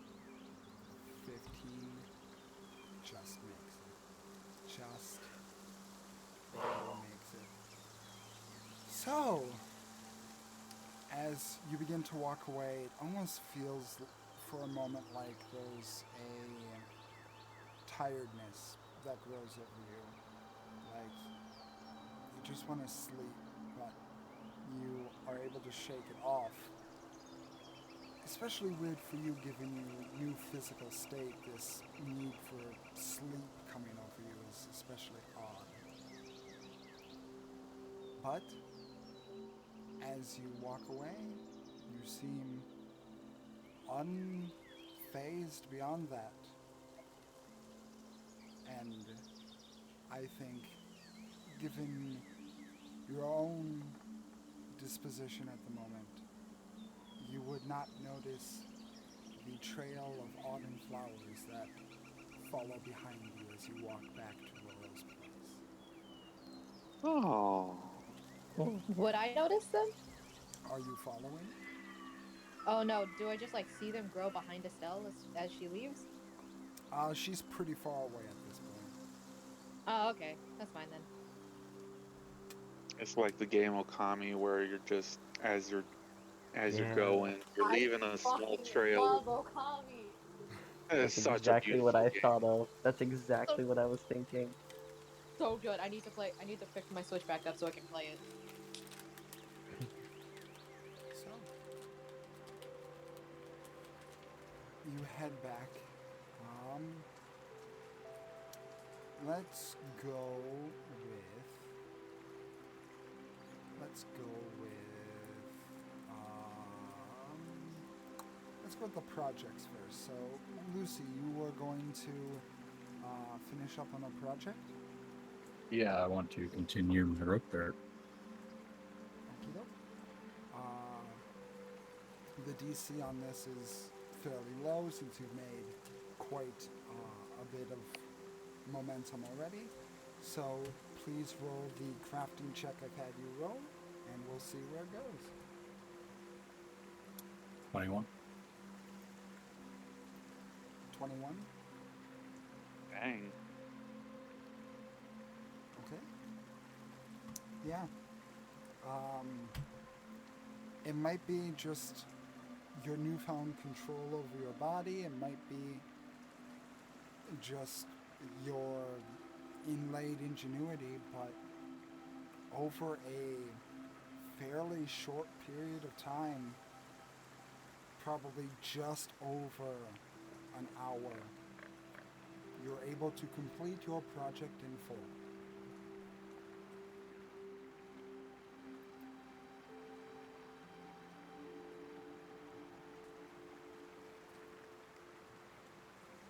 Would you like to describe what it looks like? It's just a rope dart. It's several threads of silk rope bound together. At the end is a heavy, almost like a fish bobber, um, angled forward with a point, sort of equally to smash, cut, and pierce, depending on how you swing it. So I guess in the broadest sense, it would be considered some form of tearing. And then on the metal loop that connects it to the rope, there is a red feather.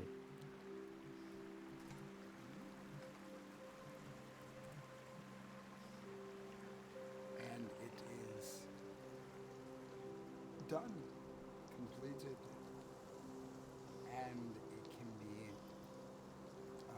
I don't believe that specific weapon is on D&D Beyond, so I'll make sure to. It's just a whip Oh, it's just a. Okay, with an extra 5 foot reach. It's just a whip. Yes. gotcha. So feel free to add that to your inventory then. It's a monk style whip. Mhm.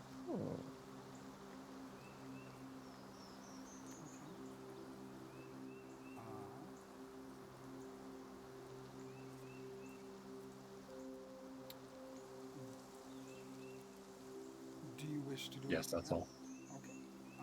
Passive. I am going to take the little bits of wood and a little bit to myself. I will also pull out the Belt of Dwarven Kind, start attuning to that. While I'm focusing on that, I am just carving little coins and stamping them with my family crest. I am making enough for each of us and 20 extra. Now, is this your fairy family crest or dwarven family crest? The fairy family doesn't have a crest. It's dwarvish. It's the beaver beard Your family crest. your fairy family does have a crest. It's the symbol of the star you were born under. Oh,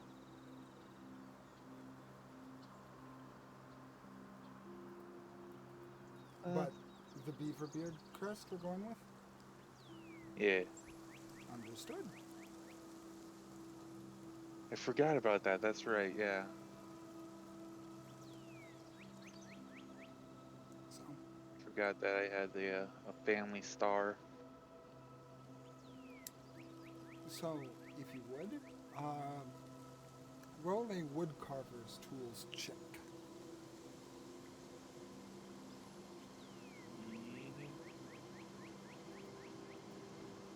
Ah,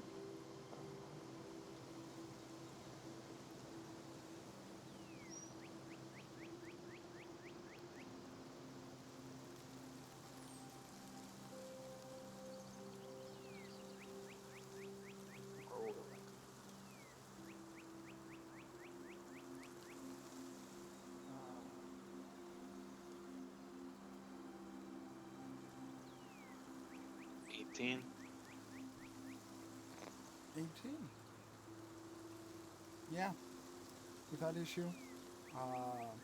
You start whittling away using the dried wood. I would say that the only difficulty you have is that given that this wood is so dry, it's hard. You have to be very careful in the actual carving process because if you carve a little bit too hard, it just breaks it in half. So True. Very true. that's And while doing that, I'm focusing on my family, which the dwarven family, which helps me attune to the belt.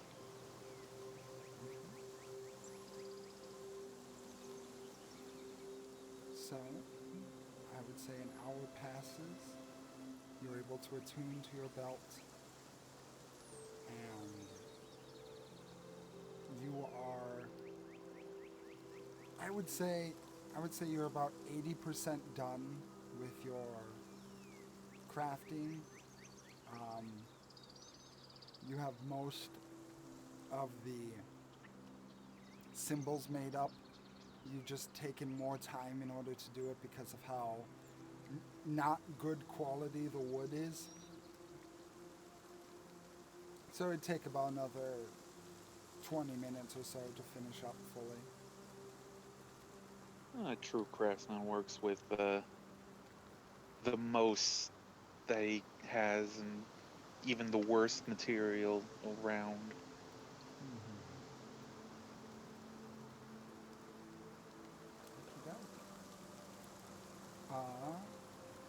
Leona, you said you wanted to meditate? Yes, getting introspective about the vision thing she can do. Okay. What? I'll say you can do this, but let's focus it down to one element. What exactly is she looking for? Is she looking for how it works? Is she looking for what will happen if she gives into it? Where it comes from? I think at this time she's going to look into what will happen if she gives into it. Okay.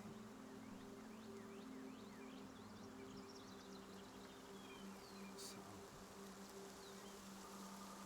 because you're looking into that, I'll say, give us a introspection. I would say, yeah, give us an insight check. Okay. And can I guidance this? You know what? Since this is over a period of time, I'm gonna say no on this one. Okay. 14 with a 3. Okay. So, sitting down and going back to that place where you were able to breathe and at least relieve some of that tension that you had before, you think about the feeling that you have every time that you're able to access that sight beyond sight, and you can insight that there is a danger,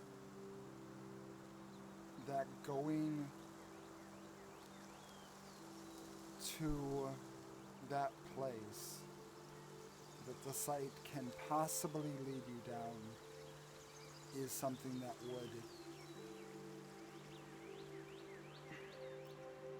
would hurt, but it wouldn't necessarily be as bad as you would be without possibly using the site to help you and your friends. It's a hard thing to truly grasp. There's danger, but there's danger in everything you do.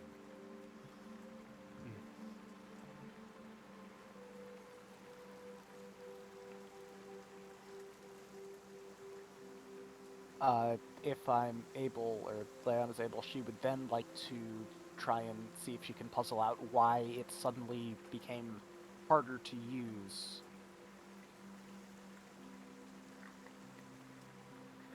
Why there was that block.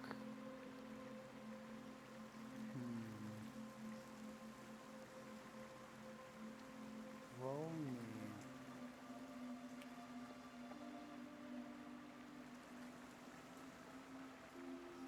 Roll me a straight intelligence check with disadvantage.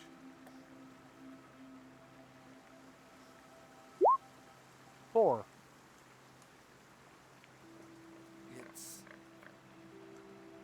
It's not, the answer can't be logicked out. This feels a lot like some sort of, perhaps a magical blockage or a magical interference.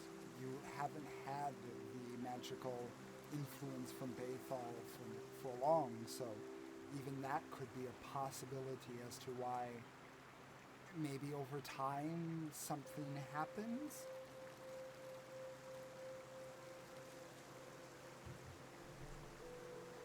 Something to ask Jenny when I see her next. And to clarify that point, because I did look back, you asked Laurel to get in contact with Jenny, and Laurel said that she could come, but she's currently busy with her school stuff, so it would be a number of days before she could arrive. Yes. Okay, just want to make sure that's clarified. Yeah, I figured we were going to be staying here for a few days and see her so we could talk to her about what's going on in New Pass with the Druids, and we didn't want to just pop over and interrupt what was going on and run off half-cocked.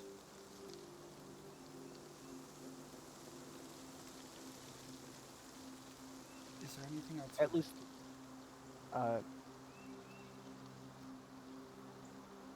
she'd also like to see if she can go back to what she'd meditated on all those, well, not that long ago for her, but long ago in terms of actual time, and see if she can do if she has something in her, like Alayla did with the grotesque wings that she had shown during our fights. They weren't grotesque, they were just dead. I will say, on this, roll me an insight check.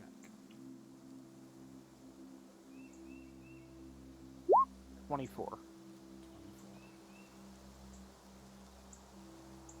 Leanna, after the amount of shit you have seen and the amount of trials you've had and overcome and you have placed before you, you are able to look within yourself and understand the capabilities you as a person are capable of.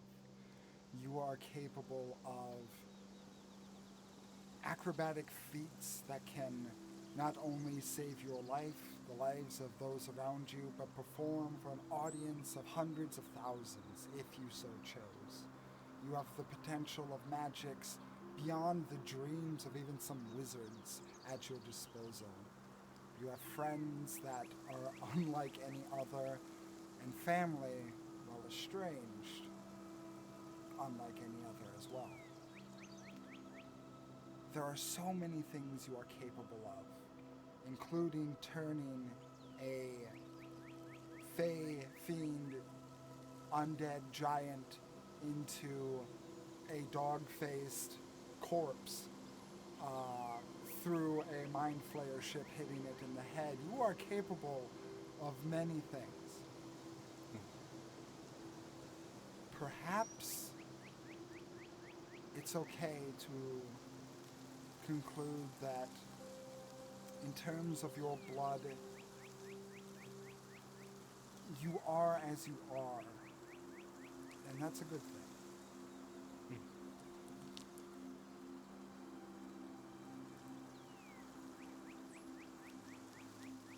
That's a very good way of putting it. We all have our own skills and abilities.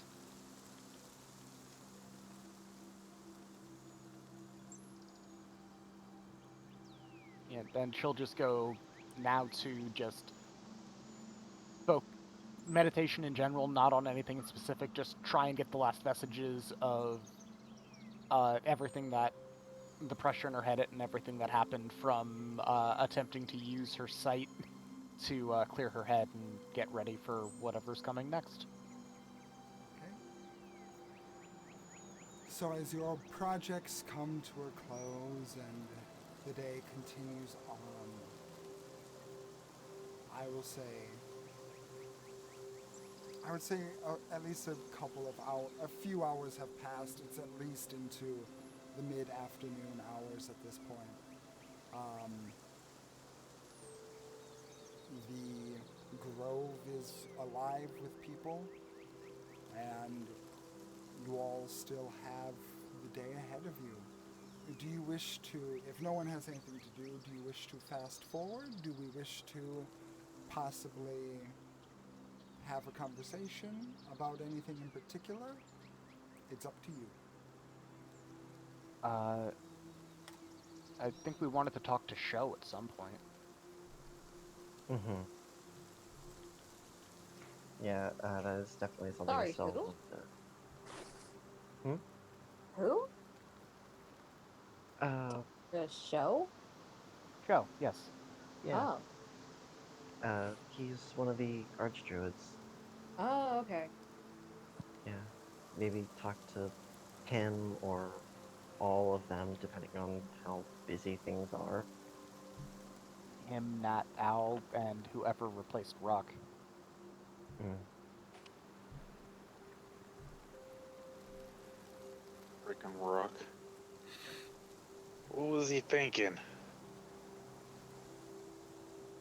I don't know, but hopefully now soul or body can somehow rest.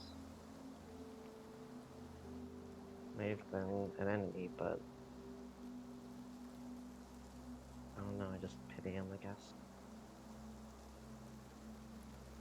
But- By the way, with us all gathered here, I'd like to distribute something. Oh? As far as I know, I am the last of this dwarven clan.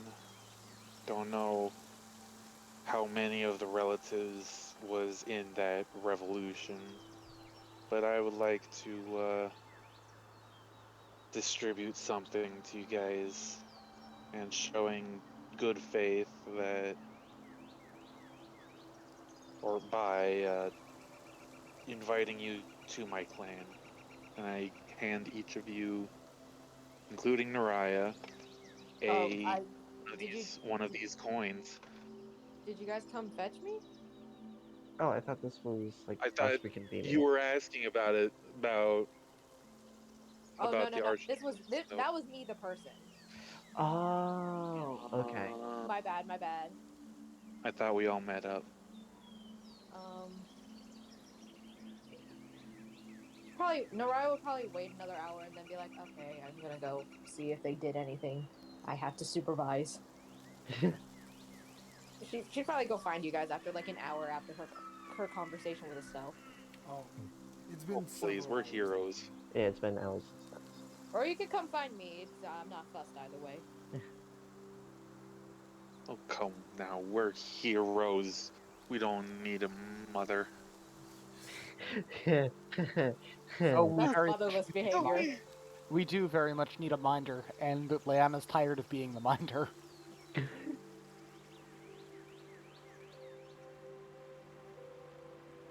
Yeah, she's gonna find you guys after like an hour after talking with Estelle. Probably, you guys are probably done with your training by now, huh? That was after the training. Ah, okay. That's when we split off. Mhm. Yeah, she'll find you guys eventually, and she does. So you can give her the coin if you want. And with this, I am inviting you to become or be a part of Beaverbeard family.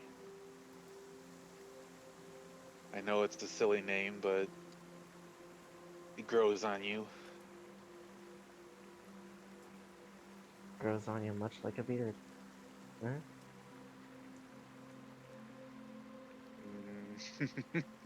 Yeah.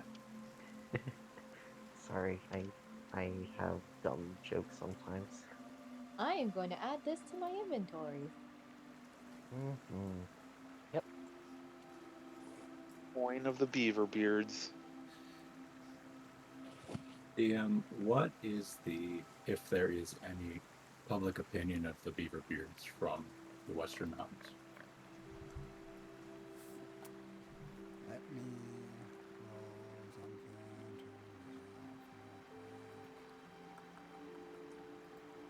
to This is a wooden coin? Yep, just a wooden coin. Okay. Not magical, just has my stamp of the clan on it.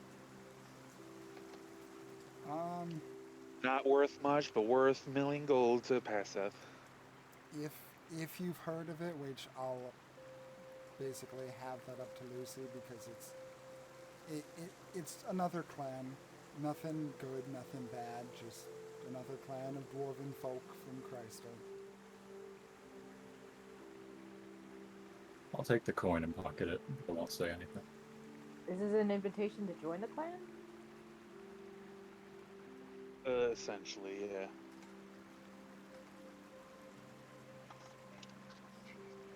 Cool.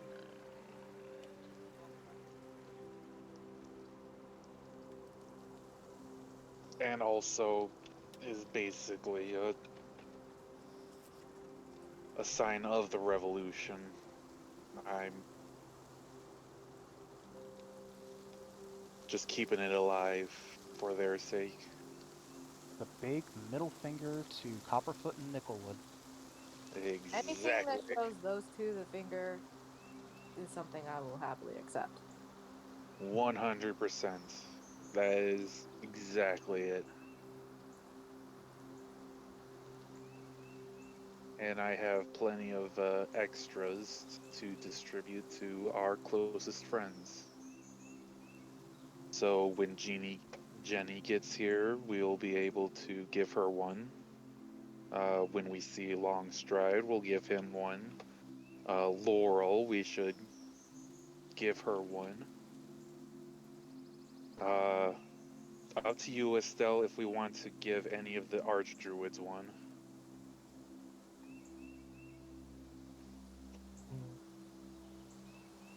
I'd say it's probably fine, but I wouldn't really consider them good friends or trusted friends. They're reliable, but not Trusted quite sure at that allies. level.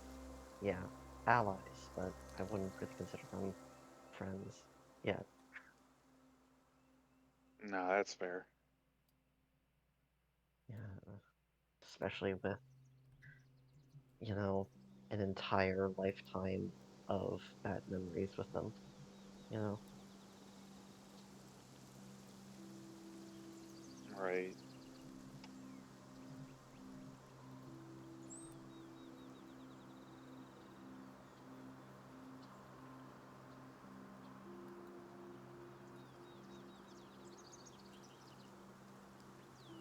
But, yeah, probably do, I do want to talk with them, so I'll probably try to go find, one of them and, uh, just get information on. Actually, wait, I don't think they probably already know. Well, I don't know if they do know, but I don't remember ever telling them what actually happened with the stars because the next time we came here from when we learned it was under attack and we didn't have the chance because that was the day of promise. Yeah. So yeah, it'll be 35 years overdue, but We definitely did want save their to. lives. Yeah, yeah. Well, that'd probably be good, and just see where conversation flows from there. Maybe see if there's anything they could give us information on about what's been going on recently. But yeah, There's I'll. that board. But yeah, I'll go find them. Anyone who wants to I'll come with. tag along is welcome to.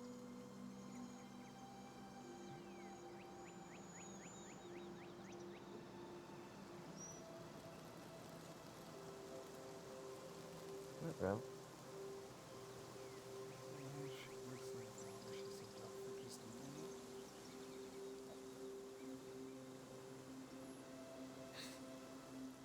Say her internet was acting funny earlier, didn't she? Welcome back. Hi, sorry. Is your Connection. internet being weird again? Yeah, it's what happens when you live on a hill. What did I miss?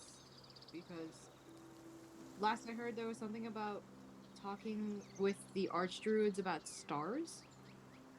Yeah, that's pretty much the last thing that was said, besides Estelle saying, if anyone wants to tag along, you're welcome to.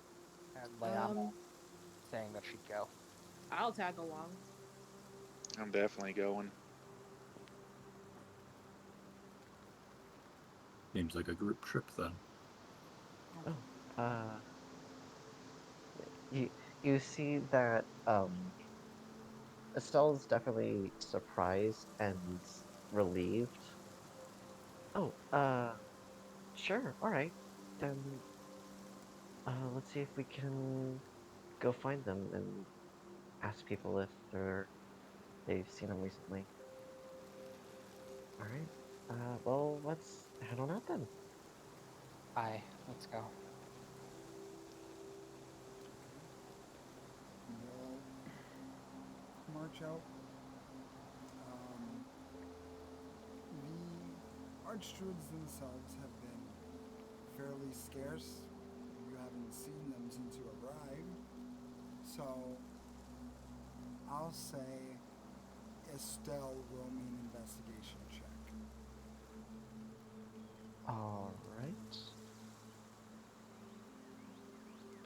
Am I allowed to guidance this? Sure. Are All we right. all able to stack on the guidance? That'd be Fair. That'd be an pretty eight. convenient. Stacking guidances. It was an 18 plus 2 from my own guidance, so that'll be a total of 20. Okay. Um, easy enough after about 35 minutes or so of looking around. You actually come to the kind of off-center of Shrek Natal, fairly close to Moss's tree. There seems to be a small pond that is about 100 or so feet away. And all of you see three individuals who are currently sitting around in a meditative position around said pond. And just allow me a second to bring them up.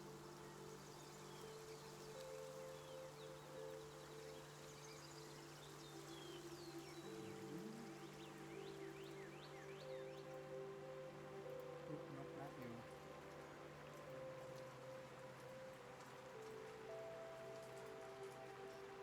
I really should have these on hand, but for some reason I do not. You are fine. You are fine. You're doing great, Bigsby.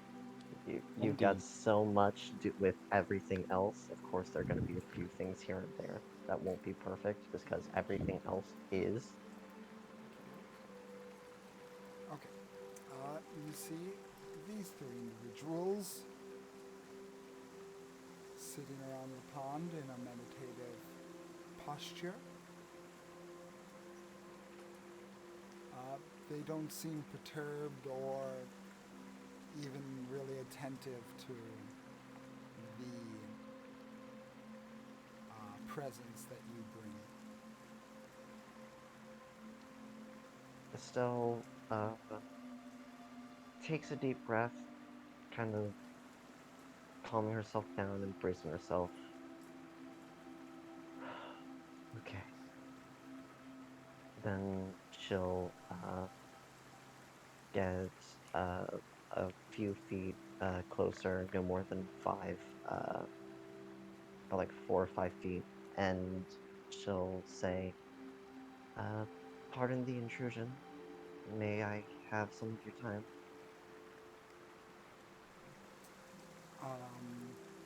Nat, the one with green colored clothing with the spikes around the shins and feet, the pointed ears indicating her wood elf heritage,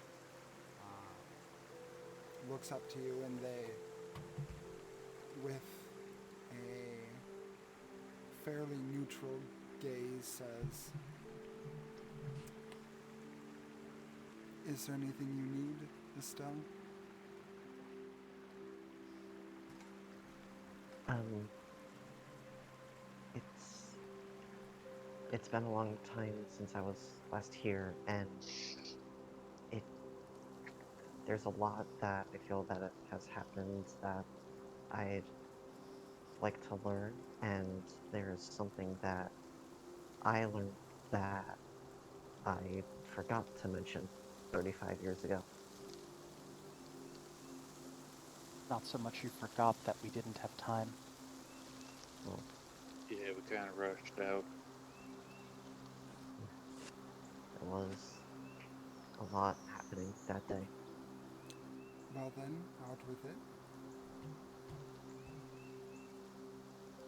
Well, I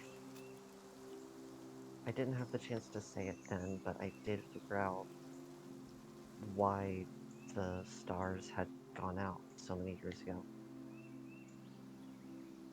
It wasn't that they were just disappearing. What I learned was that the stars had blinked, and the implications of that are somewhat frightening, but Mostly inconsequential as the facts of the matter have been overturned from your initial hypothesis. Was there anything else that you were here for? well, is there I heard that there were younger druids who hadn't returned from New Pass. I was curious if there was any information that you might have that could help. If not, then understandable, but figured I might as well ask. Brandon is checking his notes. Checking notes. Checking notes. Where are the notes? Ah.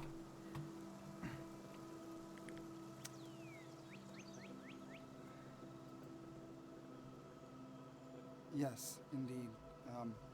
There is a specific location in New Pass in which it seems like a number of the wandering druids seem to be congregating. Are you intending on going out there and ascertaining more information about this? Yes, I am, and if possible, to bring them back. Wonderful. They are going to a place called Radovan's Hold. And I will type that in the chat just so you know. The young druids are going there? Yes. Yes. Redevant's Hold. Okay.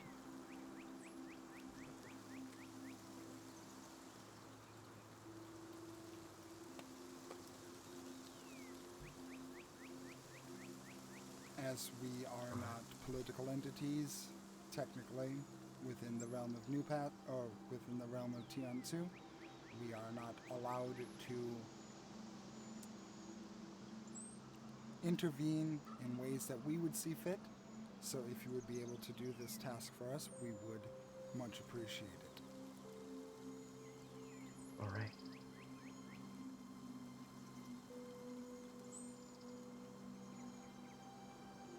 Is there anything else that you needed?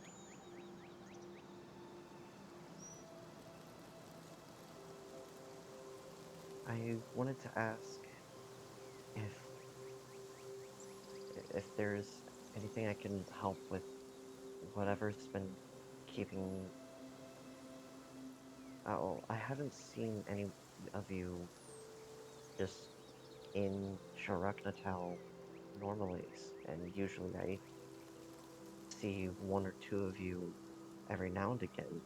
Is there something that's keeping you busy that I could maybe help with?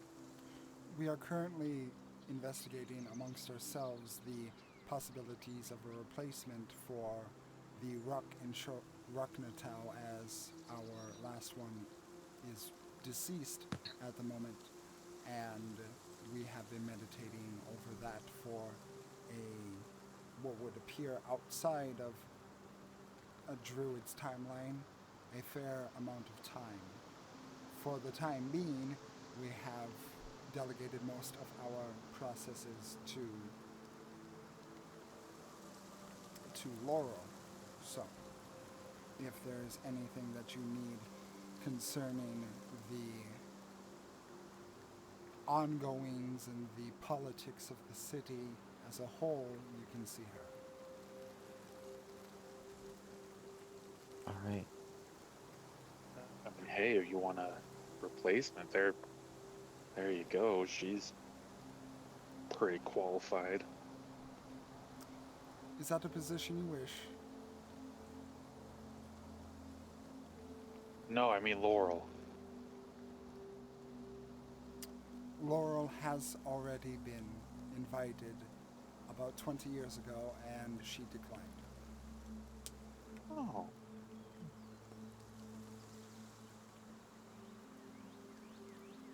Can you not ask anyone else to take in this ruck position?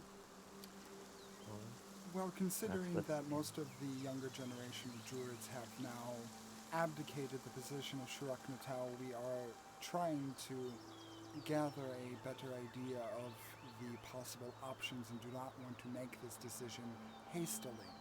So we are kind of at an impasse with them being gone and our options being fairly slim. So if we could get them back, we can start making a quicker decision and replacement. Understood. Okay. Has moved up on the priority list even higher than it was. Right.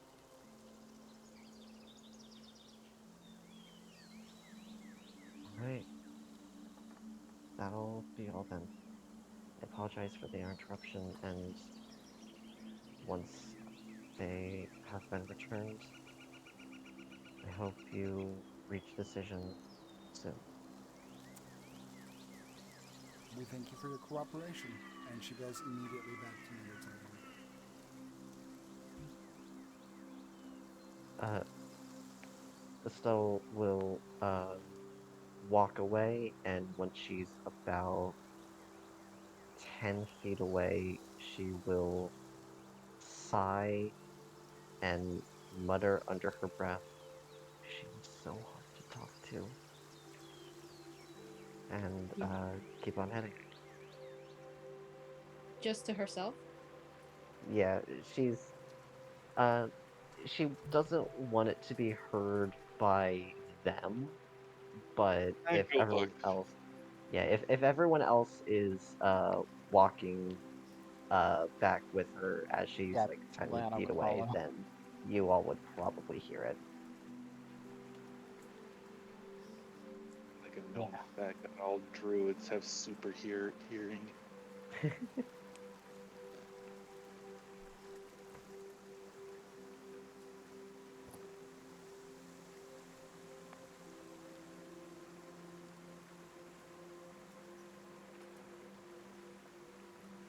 As we're walking When we're back, far enough. I kind of whispered to Estelle, "Is she always that cold?" Yes. Yeah. I'm gonna like lean over and whisper, I take it you don't get along?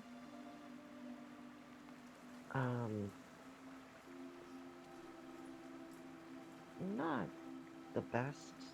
Didn't talk much with Al. Kind of standoffish. Nat is, well, as you just saw, very precise in her words. And Show is a Show's difficult complicated. case. He's the grump. He was. He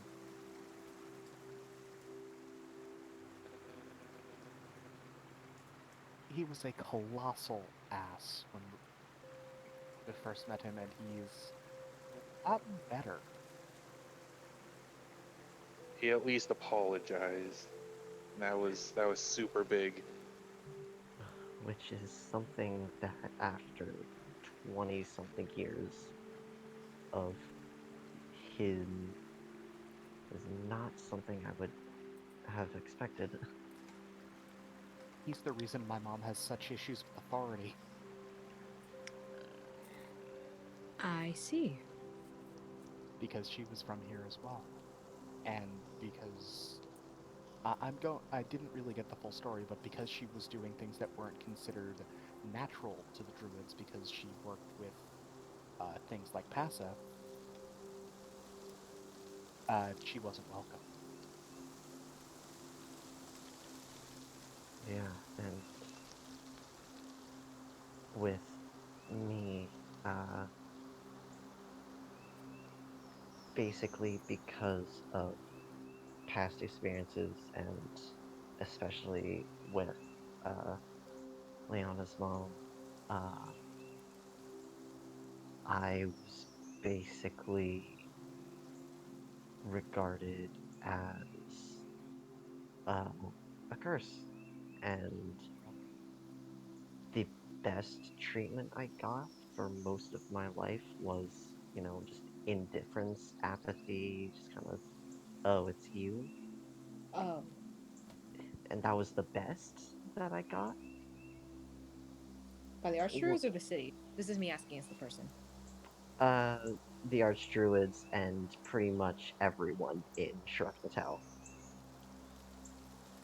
Except Laurel and two others. Yeah.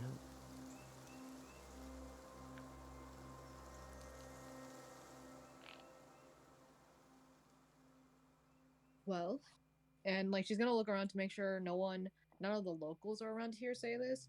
She just says, "Well, fuck them then." It's kind of the attitude that I developed after a while. Good. And I like pat Estelle's shoulder. See, she grew up with all of that, but she still turned out as soft-hearted as she is, as Now that caring, and yeah, that is a true miracle.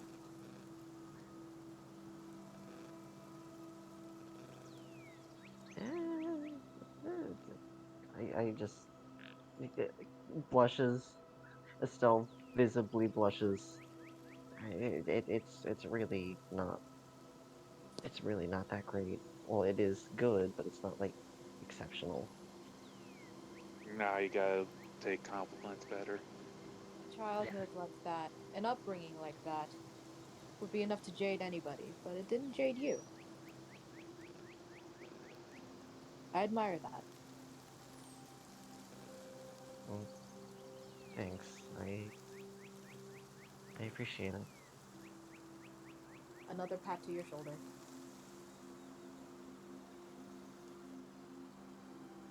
Well, let's go find Laurel if we want to get the political lay of the land, and then we wait for my sister, I guess.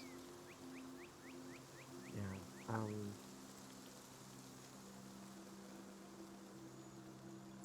Honestly, the I was never really interested in the politics side of things. I mean, I can become interested, but it's just never something that I've really paid attention to in years past, which kind of makes sense considering, everything. But yeah, I can start to learn. It's just very important to know how things stand everywhere. Yeah, yeah. Just because I don't pay attention much doesn't mean that it isn't important. And actually, before I forget, uh, I I don't. this time talking to, addressing Paseth specifically. Paseth, I I don't know if you'll want to come with, but I'm thinking that I think I might go tonight. Like, Oh yeah. you don't have to Again, if you it's don't a little want to, but risky for me. But if you you're don't. there, maybe it'd be even better of a chance to kicking the Summer Knight's ass. You don't have to if you don't want to. If you don't want to risk that, I don't want you to maybe get hurt. But Get hurt doing what? Going to the Feywild. Oh. I'm yeah, not going. yeah, and I wouldn't ask you to. We respect your wishes. But Leanna is going to reach into her cards and pull out a non-face card that does anything special and hand it to Estelle. But Oh, take that with you. well, thanks. I'll definitely. And she'll place it in a little side bag. Are you just Wonder going alone? No, I'm going with. Yeah, I wonder if I can bring my armor with this time. That'd be really nice. it's definitely worth a try. If you're amenable to it. I'd also like to accompany you, just for added assurance. Oh, no, you don't have to come if you. I mean, it's fine, but you don't You need only to. risk the, With as the you two of said, us, I'm sure we'd be out fine. of the Feywild, and one of the biggest reasons outside of being taught my entire life not to go into the Feywild is because time flows differently there, and because they're Fey, it doesn't affect them as much. It might affect you a significant amount. Like I would be gone longer or I would age? Yes. I see. Yeah, we met a boy who was probably like 8 years old, I think, more or less. Somehow he ended up in the Feywild, and it was just a few months here, but he came out an old man the next time we saw him in just a few short months. That's terrifying. Yeah. Oh yeah, that happens. Yeah. And you're sure you'll be alright with just Paseth with you? Not that I am. Tro- not that I'm. I don't know what the word is. Not that I'm expressing doubt of over Paseth, but you'll be okay? Well, yeah, I think so. And again, I'm not trying to dissuade you from coming. If you are dead set on coming with us, then I'm I'll be fine with it. But I just want to be sure you want to go. You know? It's just it's more of a matter of what you want. Asap just kind of mumbles to himself, I'm the herald of the unseelie queen. I'm as good as any knight. Mm.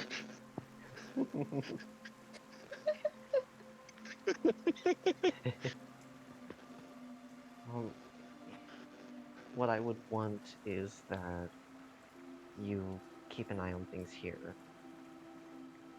We tend to get bad ideas a lot. I'm probably the source of half of them, but just keep an eye on things here, and depending on how long we're gone, it might be a while, so stick with them and keep an eye on them for me, okay? Okay. You're more like a quarter. I'm more the half. between the two of us, we get a lot of our bad ideas, so And I try and everything will keep probably alive. be fine, but And so we're going to be sending you both off without other supervision. Yes, I know. But they're going to a place that I will do everything in my power to not go to. mhm. And I So- get the feeling that Lucy doesn't like Faye. I don't, but So if he you probably need to doesn't. come, I will. I don't need you punching my queen. I mean, only if you told me to.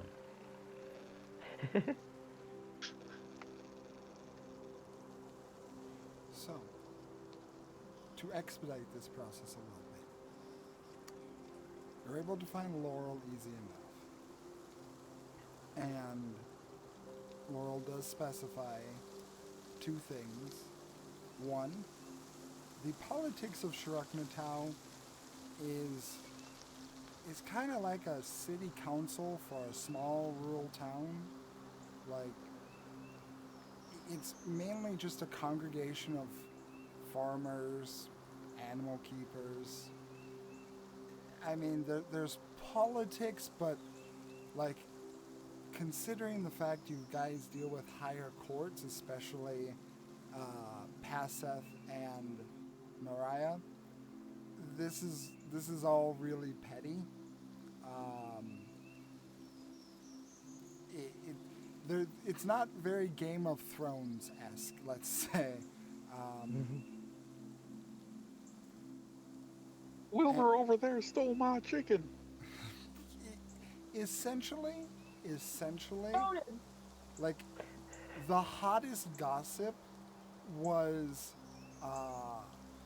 like one druid who was the animal keeper ended up taking more rations from a farmer to feed their livestock, and that was like scandalous.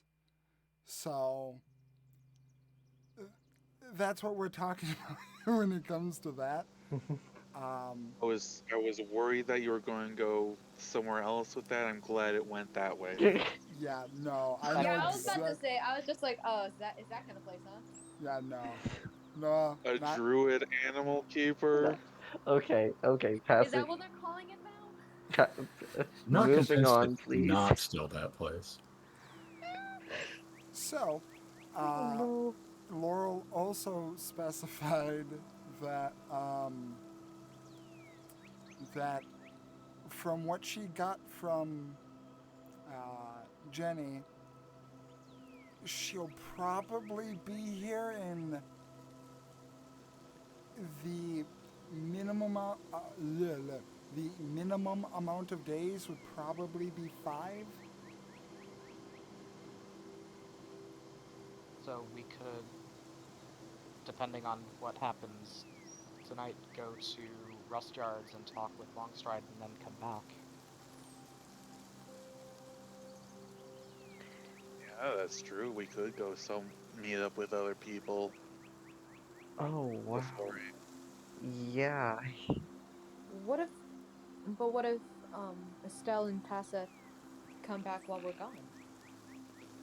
No, we would need Estelle to go because Oh, she has the Yeah. transport via plants or tree stride or whatever that thing was, that portal in the tree. So that's why I said depending on what happens, how long they end up taking. okay. Yeah, we could be gone for 5 minutes, 5 days, 5 weeks. 5 seconds, 5 weeks, 5 months, 5 milliseconds. It really just kind of depends. If you're gone for, let's say, more than a week, what should we do then? If we are gone and Jenny arrives and you get information and we're still not back, I would say go to New Pass, find the druids at uh Radovan's Hold and bring them back. And if we're still not back by then there's cause for concern, but I would say do that at the very least. If you're Okay. gone for how long should we wait? How Wait. long should we wait before feeling concerned? Like, I just missed your last sentence. Like, if you're gone for 2 weeks, we should be concerned. More or less, yeah. Okay. If you guys are able to wait here for Jenny, get information from her, go to New Pass, get the druids back, and come back here, and we're still not back by then that's probably okay. Start being concerned. Only start being worried if it's 2 weeks, 3 weeks, or longer. What should we do in that case? Because it's not really useful to be concerned about something we can't control, but there are still things we can do while they're gone. Well, I would say what can be done.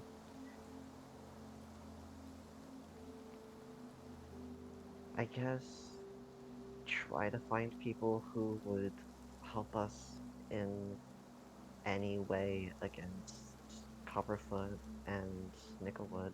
If,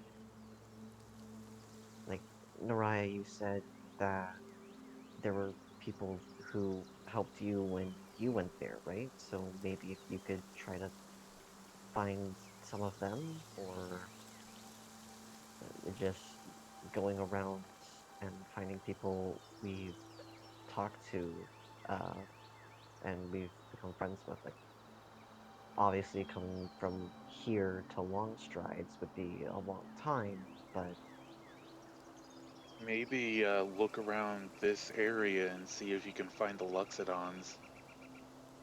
yeah, they did say they would help us if they could, so maybe.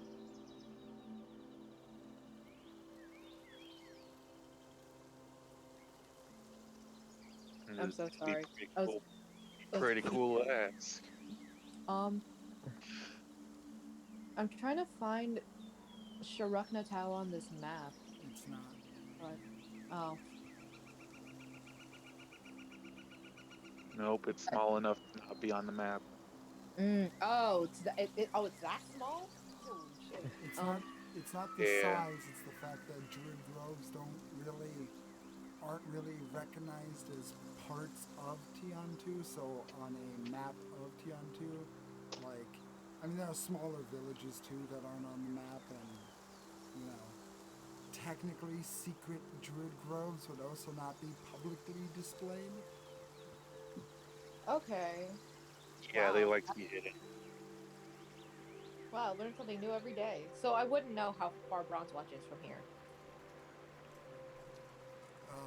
Because what Estelle said was just, I think Estelle,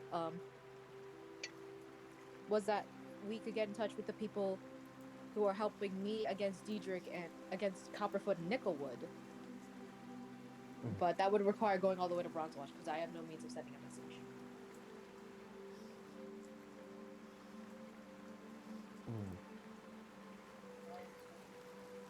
Well, pulling out the map of Tiān 2 that we have in character after so long, Yeah, we were going off map for a quite a long bit. while. Pulling up the map, Estelle would say that we're about here, pointing to a place that's, if I remember correctly, a few days travel to the east of New Pass. West. You are west of New Pass To the at west. the moment. West of New Pass. Okay. So yeah, Right. we're like a day or No, two. you are East. east. You are east. What am I thinking? Jesus Christ. You're fine. You're fine. I get West and East confused a lot. But yeah, we're about East. I thought you said West. I thought you said West. So, So Yeah, from pointing that out, you would be able to surmise that you're about probably 3 weeks to a month's travel away from Bronze Watch. yeah, I can't see us taking the trip to Bronze Watch without you unless we desperately need it because it's gonna take a month alone to get there. all right, all right. Also, when we go to Bronze Watch, oh boy, I'm expecting that the Queen will know that we're there and want to talk with us about something, and we'd all want to be there for that. And what's wrong with? Oh wait, no, I just got what you mean. Never mind. She's not gonna say nothing about that. Probably, yeah.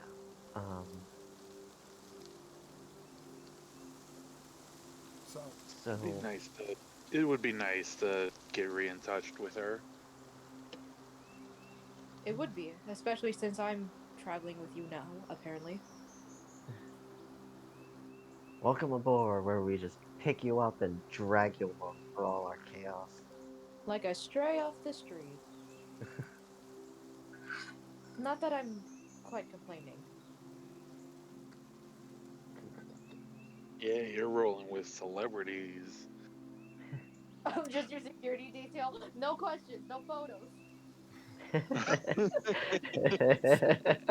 so the plan is tonight, Passeth and Estelle are going to try and go to the Unseelie Court, and Mhm. the rest of you are going to wait for Jenny to arrive. Yep. Mhm.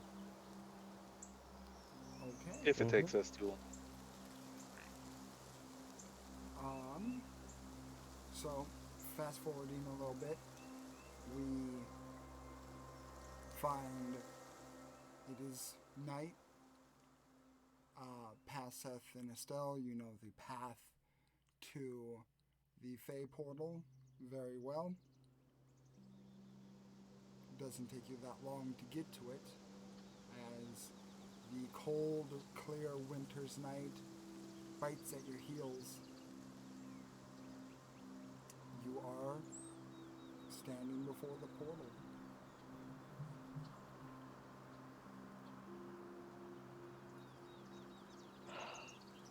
Okay. Um, let's not go one at a time here. And I offer you my hand via wooden barrel bot hand. Funnily enough, I was actually gonna suggest the same thing, and Estelle takes it. Oh, okay. Well, let's go see what Fey Queendom has in store for me mm, actually in multiple ways. Now that I phrase it like that and think about it. I wouldn't worry too much about it. Hey, at least you get to see Iggy again. Yeah. And she's all grown up. Is she? Is she though? Is she really? I can't imagine that. I can't. She is. She's as tall as you. It's crazy. In my head, she's still that little kid we found on the tree. Oh, of course she is, but she's always going to be like that to us. But she's looking different. All right. Well, they've been waiting for 35 years. Let's not keep them waiting another day. Hmm. As you guys begin to walk, and you are in front of the portal, about to step through the threshold. Estelle, in your head, there is a searing pain as you can feel danger.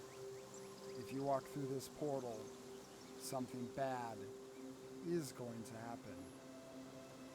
That is, unless, of course, you want to make a deal. Whew. Oh, this is concerning.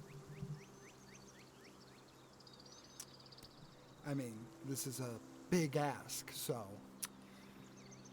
there should be something I get in return. You know, I've always found Leanna's reluctance to go to the Feywild a bit annoying and perturbing. So how about this? I will guarantee you safe passage through this portal to the Unseelie Court. No questions asked. However, I, in return, get to transfer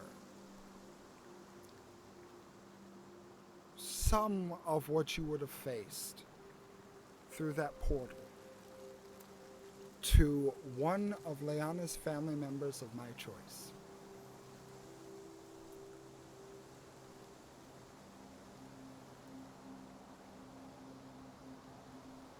Wait. Wait, who are you? What even are you? I don't know what you're talking about, just you and I here. Now, let's who not are get caught you? up in that. Let's not get caught up in that. Let's focus on what's before you. Right now, you are a Fey Queen going through a portal that, let's be honest, has been abused at this point. And you are a massive target that no doubt will draw massive amounts of attention to yourself going through. Now, you can get yourself and your friend killed. That's up to you. Or you can protect you and your friend, and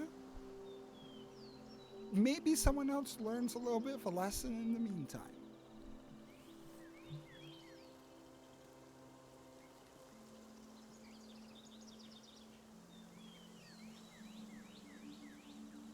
Well, if you've been watching us for so long to know that Leanna doesn't want to come here, then you had better dang well know that I will not put my friends or my family in danger. Dear, you have already, and you're about to again. You're not you're being self-righteous and pompous in this moment in which you are neglecting, again, that you are hurting people regardless of your actions. So maybe it would be smart to take the path that hurts less people and guarantees no one dies. But if you want death, I mean, that's up to you. You're going to be the Unseelie Queen, so that should be, natural for you.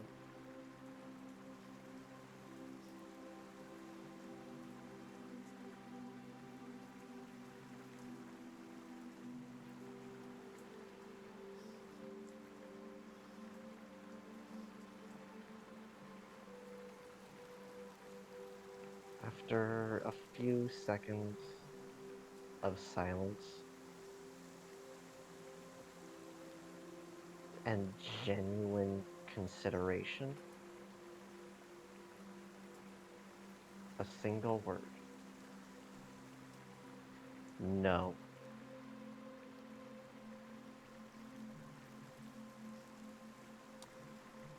Okay. I'll make sure to tell your mom to fit your gravestone. And the voice disappears.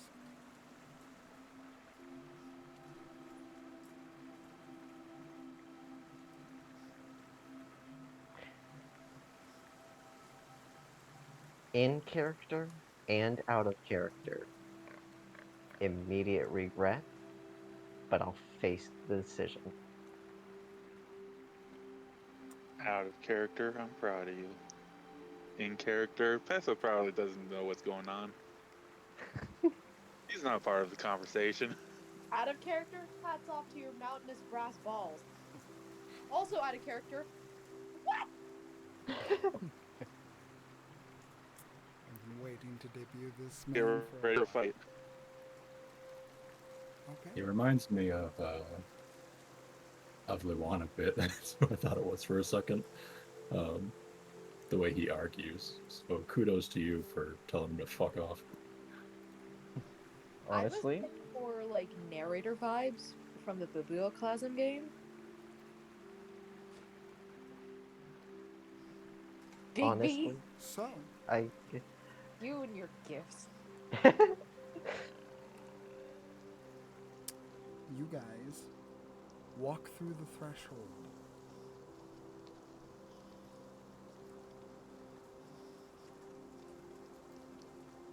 I gotta change something.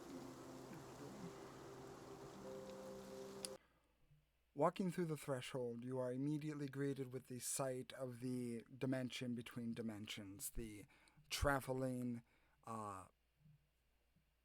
in between that is consisted of constantly moving energy that surrounds you at all times. Normally, people are only granted this sight for but a brief moment, but you both are so accustomed to this, while Passeth, you are a herald of a greater power and a mind unlike any other that you've encountered and that pretty much exists in at least Tiān 2, and Estelle, you being a power greater than most others at the moment, you're able to understand, interpret, and extrapolate in your own mind the current going ons around you. And as you understand that, you both are greeted with the sight of a towering individual. You both are greeted with the sight. Oh, where are you?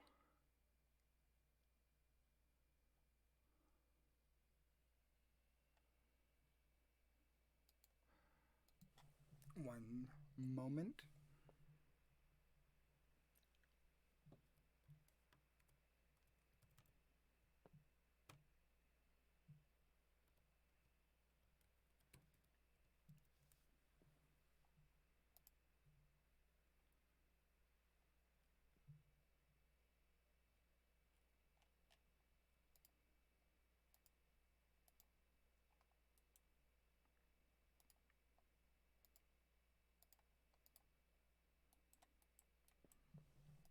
You are both greeted with the sight of a individual with large wings and horns. Her body a brilliant golden hue. Her fingers long like talons, and her hair draping down like a golden waterfall. Normally her eyes are closed, enjoying the summer sun of her court, but now they open. The sun itself gazing twofold at both of you. And not only that, she is flanked by well over 100 of those summer nights. As her voice merely lowers.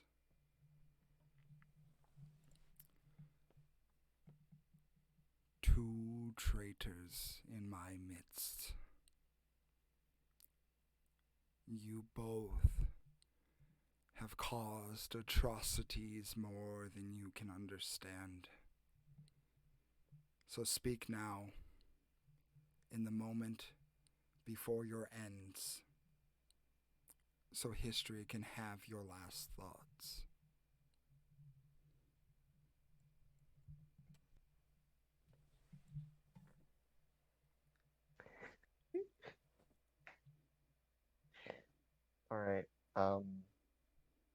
Out of character, I have a personal thing against swearing, so I will not say it, but I will type it because this is what I can Estelle say it says. for you. Please do. Estelle says this. Yeah, I'm going to say in an even tone.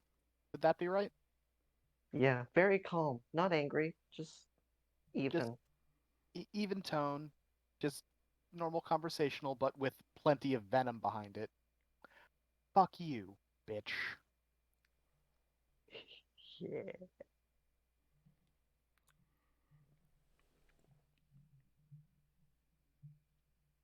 Yeah, no, couldn't say that better myself.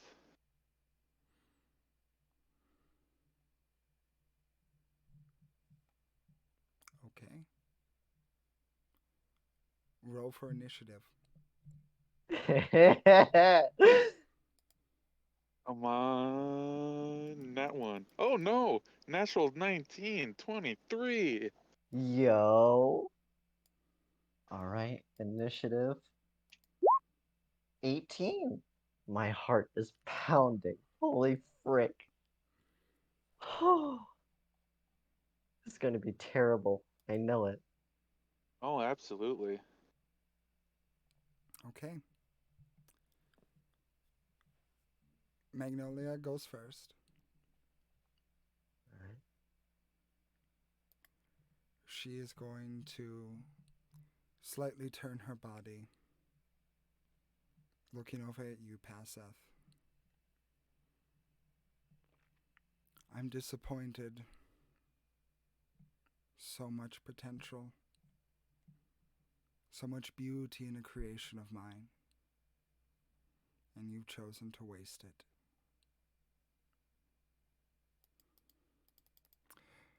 Paseth, does a 46 hit you? Yeah.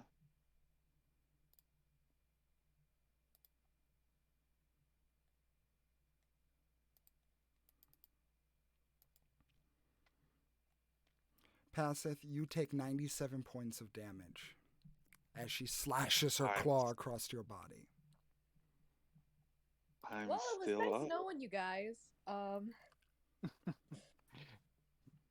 F in the chat. Asset stats.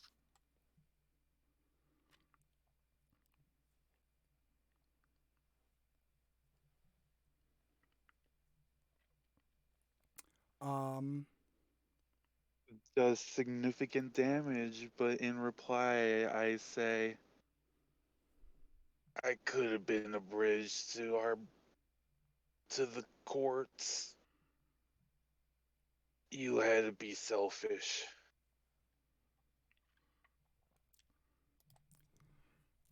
she attempts to ram a finger through your body. That's a 39 to hit. That hits.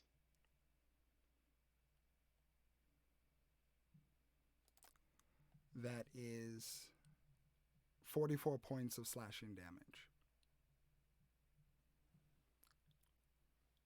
And now I'm out.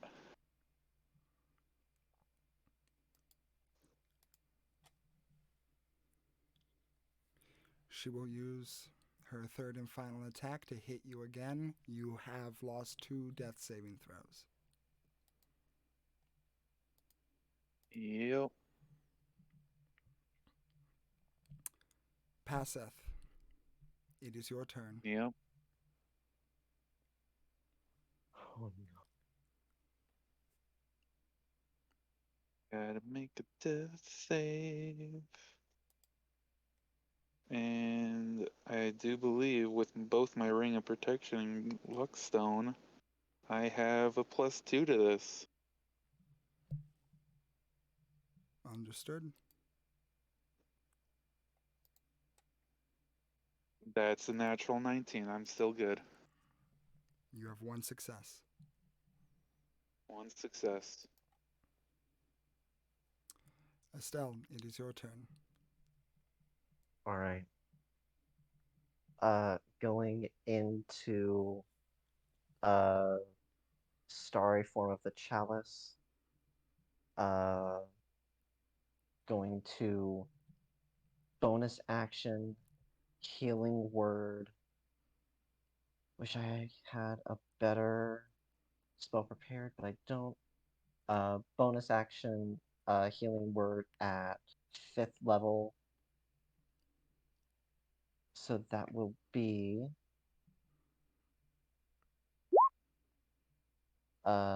19 points of healing plus 2d8 plus 6.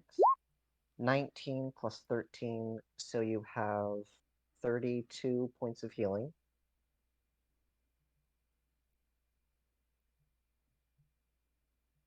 All right. And Estelle acknowledges that this is not a fight that can be won. So, for an action, going to... Actually, wait, let me double check it's an action.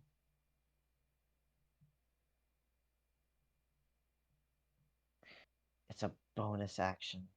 Frick. Okay. Should have tried that first.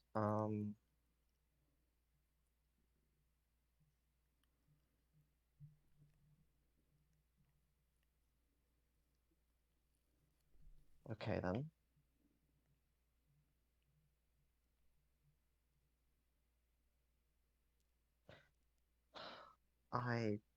I just killed us.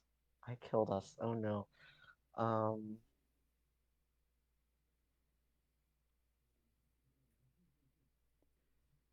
it is there. Can I use my action in any way to search for a way out? Because this is not a fight that can be won through violence. We have to survive. Is there any way out of this? But of course. Just make a deal.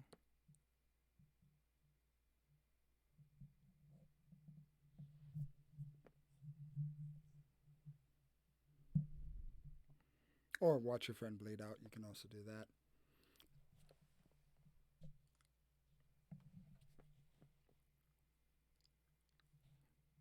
Do do do do do do do do do do do do. Endanger my family, or let us die now.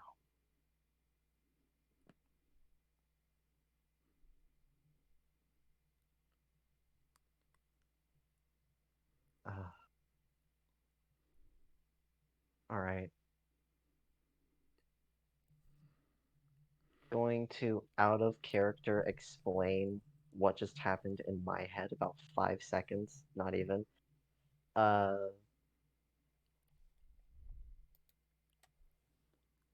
Currently, this is not something that can be won. Not as we are currently. Not just the two of us. Not even with all of us, I don't think. Or Estelle thinks. Both of us think. And it's either stay true to what she thinks and go about a very elaborate form of killing not only herself but also Paseth, or compromise what she believes, what she wants to do, put someone else at risk, but there will always be a chance to get that person back later. It's just whether self-preservation overcomes that desire to keep others safe. And this is an unwinnable fight.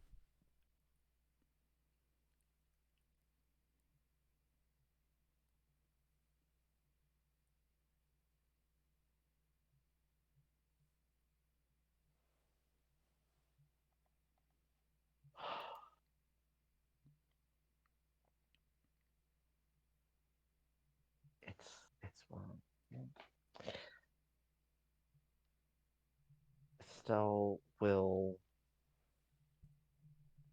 respond to the voice. Well, to herself first. I'm sorry, Leona. And then to whoever this is. Fine. Do it. Man, the best of both worlds. You got to do what you wanted originally, and you sold out your friend. This is great.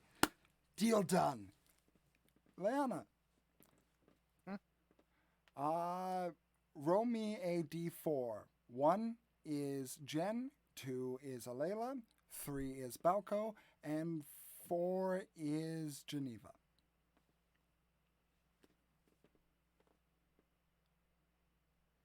2. 2. Alayla. Got it. The mom to be. Understood.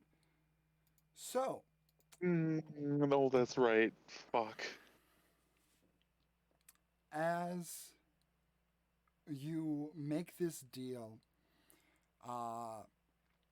you see a confused look on Magnolia's face, and the army around her begins to kind of look confused as they also are not understanding what's happening, but it's getting darker and darker and darker and darker around you. And as darkness consumes both of you entirely, you begin to hear an unhearable sound. That being of the unseelie court.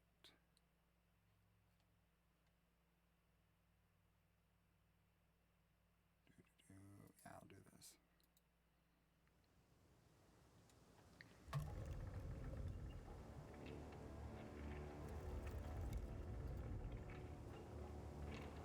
And before you, you see a small town. It looks to be one of fairly non-exceptional repute, except for the golden roofs that seem to lay on top. The path that you stand on now is also paved with a golden color.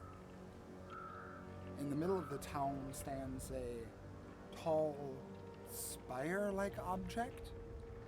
It's hard to tell exactly what it is. Neither of you have been here before, but you feel like, Passeth, you feel like you're in the unseelie court, but neither of you have seen civilization in a fey court like this before.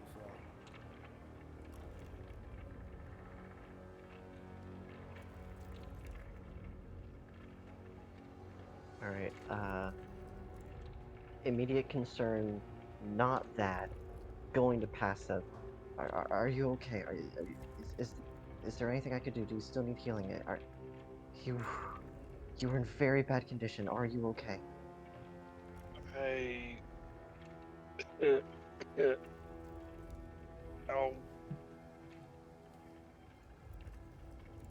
I'll be fine. Don't worry about it. No, you will be fine sooner than will be. And, again, healing word, and again at, 5th level, 20 plus 2d8 plus 6 from the chalice. Another 41 healing.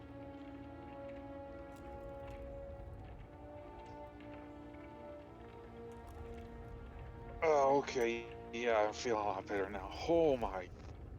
I'm so sorry. We shouldn't have.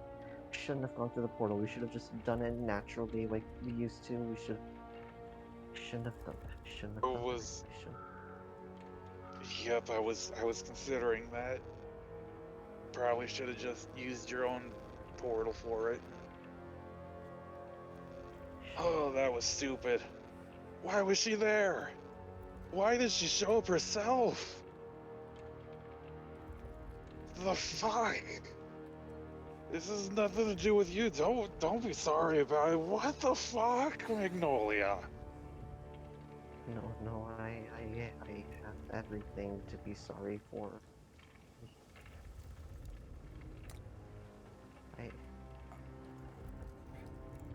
I was thinking she was gonna send like 3 knights or something. No, she just showed up with her whole army.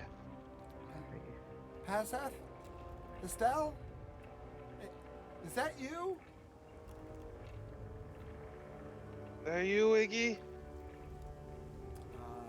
Both of you see this figure with the darker skin and braided hair in a very odd attire, more cleaned up than it was before, but there's a simpleness to it. She has what appears to be kind of like overalls on, almost farmer-like. And as she gets closer, you see that they're more suspenders, long-sleeved kind of button-up shirt, or more of a workman's shirt with just normal slacks for pants. She looks very peasant-like as she's carrying this big stick next to her. She gives the image of a guard in a way as she approaches, and she says, "Oh, hi guys, you're back." Yep, was back a lot sooner than I expected, and I brought who Ignia wanted. Yeah, Estelle is very obviously distraught, very worried. Then there's probably a hole in the armor. You guys, oh wow, that fight must have taken a lot out of you. She was there herself. She? Who is she? Magnolia was there. Magnolia was in Tiān too? No, she caught us as we were coming. As you were... Wait. As you were coming? We took a portal, we took a portal, she was there. All of her knights there. I made a deal with something, and I don't even know what, but we had... I didn't want Passive to die. Wait. Where's Lucy? Where's Leanna? Where's everyone else? How did you guys get split up? No, they didn't come. There were things happening there that I wanted them to be there for. I didn't want them to be caught up in any of this, and I'm very glad that I didn't. Wait, that they were there for you. I'm so confused. What happened with the Resplendent Promise?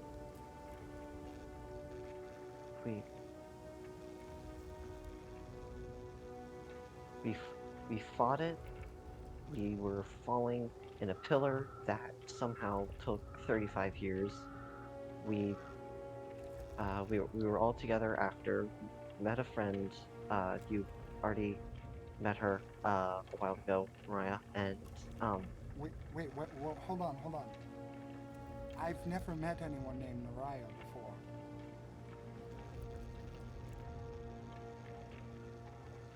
wait, what?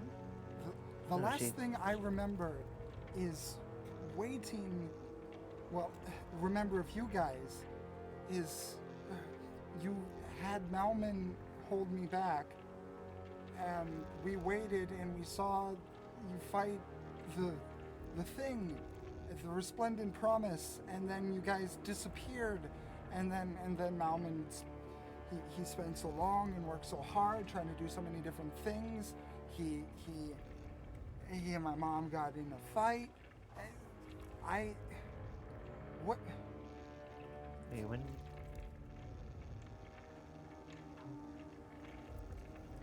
How? Oh. Oh no, what is happening? Okay, this is a lot.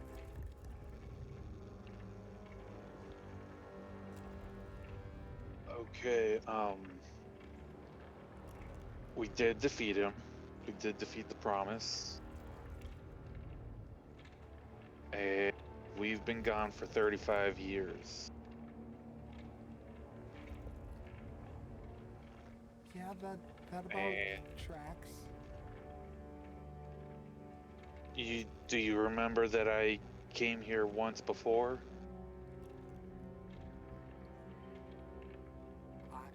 I gave your mom a seed. I definitely don't remember that. No. That was. I don't remember the Feywild ever going back in time, so this is very weird. Or where? Do you know of anyone called the False Prince? Wreaking havoc around here in the Unseelie Court? I was told. I was told by one of the guards here that there was some ruckus that was going on, but I don't know of any false prince or anything. And she actually begins to kind of look over your guys' shoulders and back, and she's like, "Did you bring anyone else here?" No, it was just us. No. Oh, okay. Oh boy. Go, Paseth. You have a connection with my mom. You can find her. Just head over, and she points off into a direction into the horizon. Just keep heading towards the horizon. You'll find her. She's somewhere there. I need to take care of something.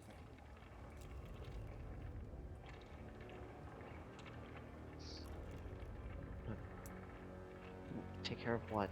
Can I help? I don't want to just sit here. And you see that she keeps looking over, and you hear these footsteps coming, and she says, my mom doesn't like visitors, and you two are people she likes, so let me potentially talk to the people she doesn't, okay? I gotta get ready, okay? Just please, head towards the horizon.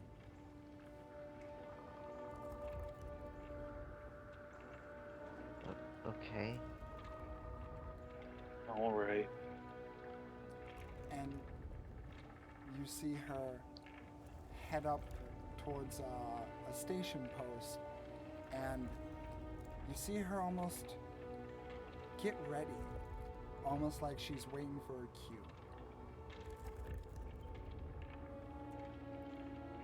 Is there any way we could hide and get a glimpse of who she's getting ready for? Yeah. That's exactly where my mind was going actually. It is actually very dangerous for me because I have disadvantage on stealth. Yeah, no. Well, then let me ask Estelle. you a question, Hmm? Paseth. In character question, Paseth. Do you wish to go against the wishes of your goddess's daughter? Yeah, no, I really shouldn't. No, can't do that. I firmly take Estelle by the hand and start guiding her off towards the horizon. No, wait. What was? Well, I already made one queen angry. I don't want to make another one angry. We don't want to make another queen angry. I know it's Iggy. I know we love Iggy. We don't want to make her mom angry. Don't want to make any of the queens angry. Just keep on muttering that as I'm dragging you along. Yeah, she'll reluctantly go. And as you guys go, you can notice passively behind you, floating in the sky, looks like a face.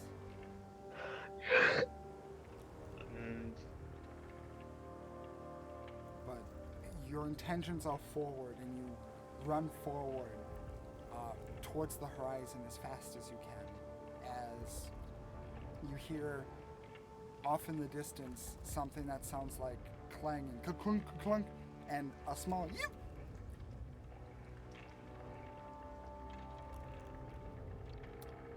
But you continue on. Running towards the horizon, it's like the earth underneath you, if you can even call it that, is almost like a treadmill when you're holding yourself above it. It's just like the land is moving quicker under your feet than your feet are actually moving, and you're going faster and faster and faster until you come to an abrupt stop. And it's like there's just an abyss in front of you, a cliff that drops into the never-ending darkness that haunts even the most corrupt dreams. And as you stay there for just a moment, you both feel the presence behind you.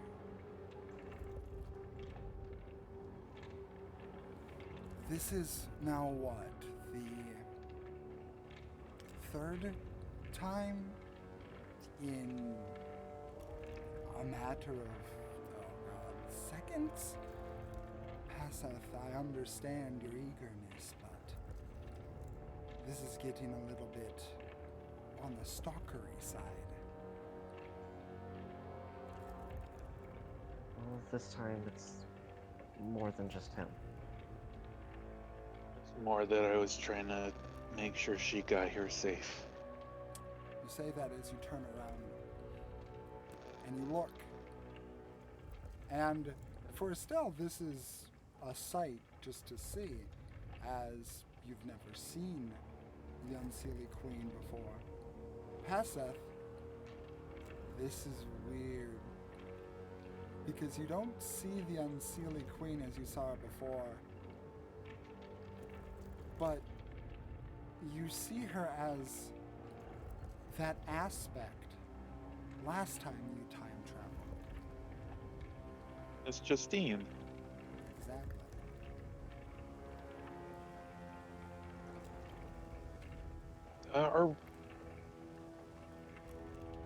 I'm very sorry. Are we going through another one of those weird parallel time things? Iggy doesn't remember our last visit.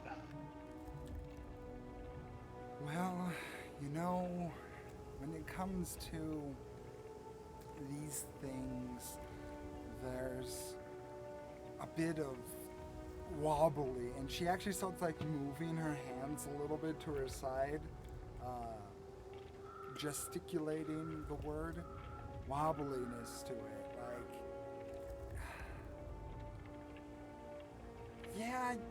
yeah, you're... And she goes up and puts a hand on your box spot, Passa. There's a lot of things you're doing. A lot of quick moves, a lot of quick movements, both y'all. It's impressive, really. And I am so glad I've gone with the decisions I have with you two. I just think that you guys have taken on so much so quickly.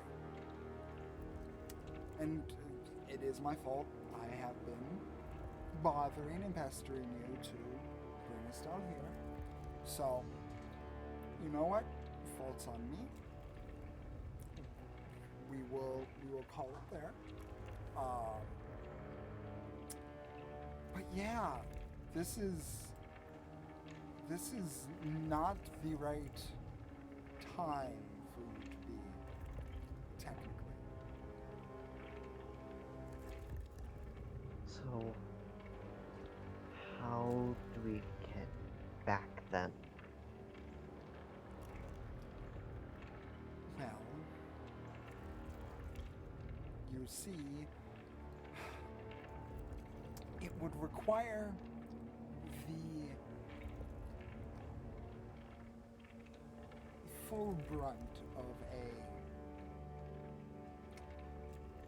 a Unseelie Queen's power in order to bring you back, considering that it was something akin or equal to that brought you here. So, I mean, I can conjure up a little bit of ability, but since I'm not, since I'm not me technically, I can't do it as easily, or if at all.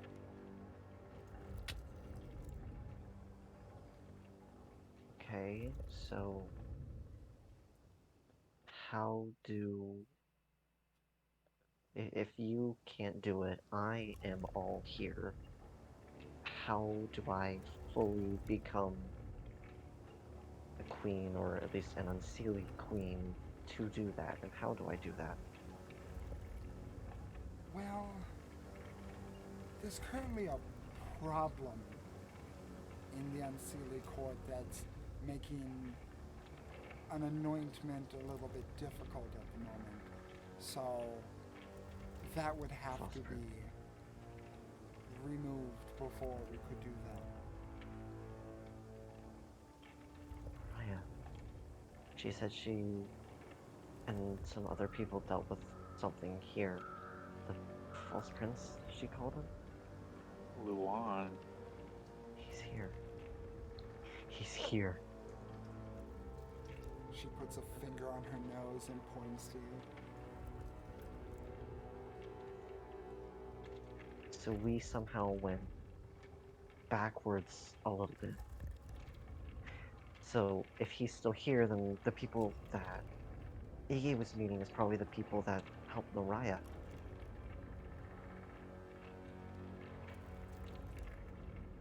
Okay, that kind of puts things into some perspective. Alright. I'm conflicted. I want to help, but because I wasn't there to help the first time, that would probably cause problems.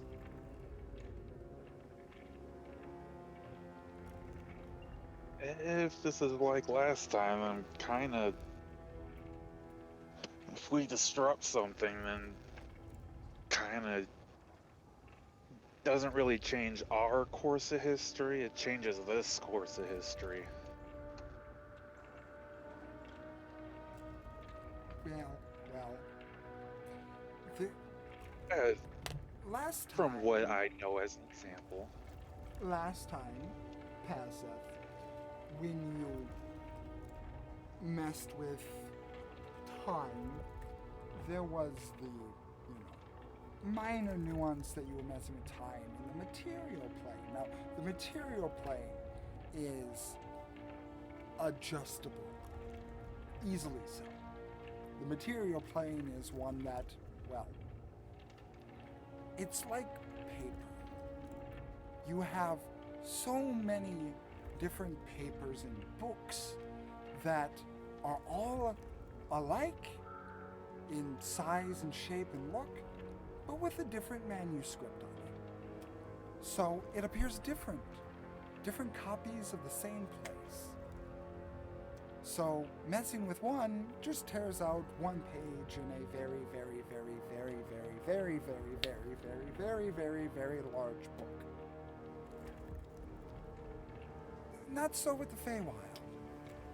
There's not multiple Feywilds. There is the Feywild. Messing with time here has multiversal consequences.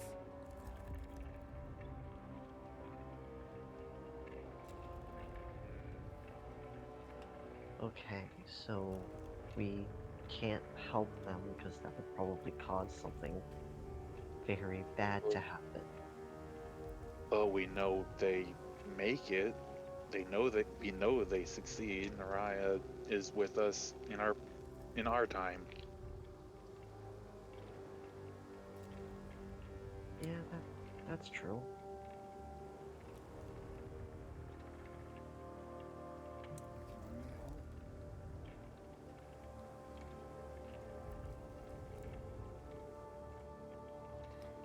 But I guess in the meantime, why don't you join me for some tea and cookies back at my place? We can have a little chat. It'll be nice.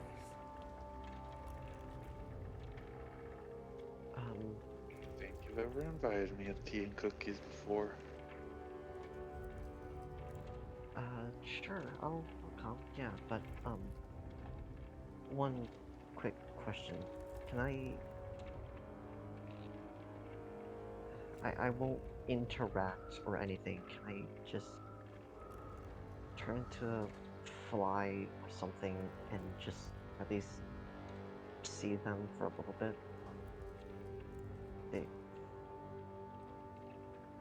I don't know why, but I just have this. If they're dealing with Luong, then I want to. I'm at least tangentially involved because it's my past, my family that's causing all this. I know they succeed, but I just want to know what they're like. I just want to see them for a brief moment. I mean, I'm not going to stop you.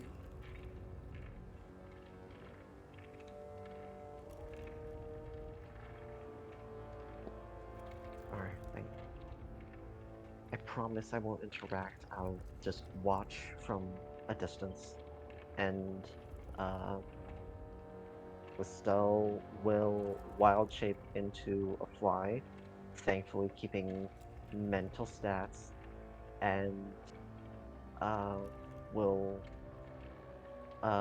fly there. She's too curious. She wants to know. She wants to see them. Understood? Seth, what are you doing? Whatever the queen says. Understood. So. Oh, we've only been at the. Okay, cool. As you both do what you're supposed to, or at least what you will. Passeth, you notice that the queen says, "Come on," and she walks directly over the cliff.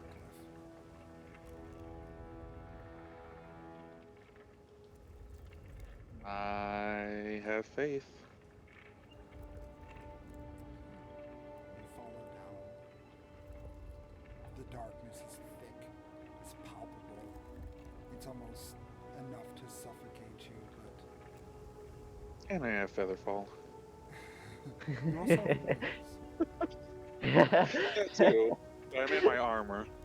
I don't want to completely have my armor just crush at the bottom when I fly away.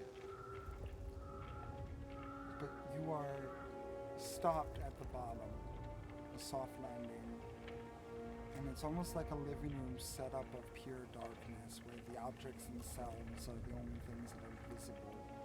And it looks like in this general area there appears to be a table with some chairs set. A tea set on top with a plate. Looks to be some sort of biscuit or cookie. And for you, Estelle, you zoom back towards the scene before you as you see Iggy with a number of strange individuals you've never seen before. Mariah's nowhere in sight. And with that, we will go back to the group that is in Tiān. I'm sure they're fine. Yeah, absolutely nothing to worry about. It's a Okay, get back previous. quickly. You got shit to do. It's a previous reset. That means we might be here for a little bit longer. Oh my god, can you imagine if I'd been there with you? Right? I had no. What the fuck? Okay, back in the game. Imagine if the whole party went with. Oh my god.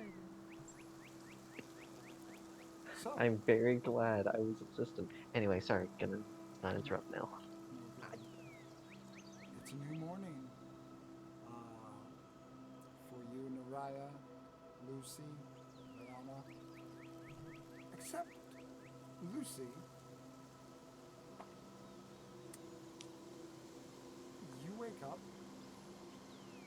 Nothing particular about your being. There's no magical enchantment laid on you. There's no note. But there's just an urge in you to punch something.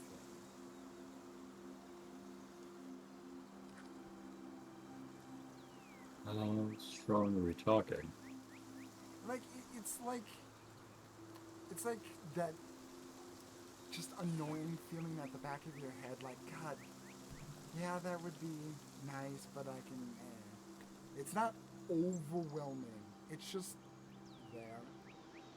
Is this Leanna's house or Estelle's house? Estelle. Okay, I'm just gonna real quick roll a skill check I put on my sheet. Okay, yeah, I resist the urge to wreck the wall. The leafy wall. Oh, we forgot to supervise Lucy before we went to sleep. He will ransack the cupboard for if there's coffee or something. Anything but green leaves. Unfortunately, it's pretty much I mean, you can brew hot tea. Fine.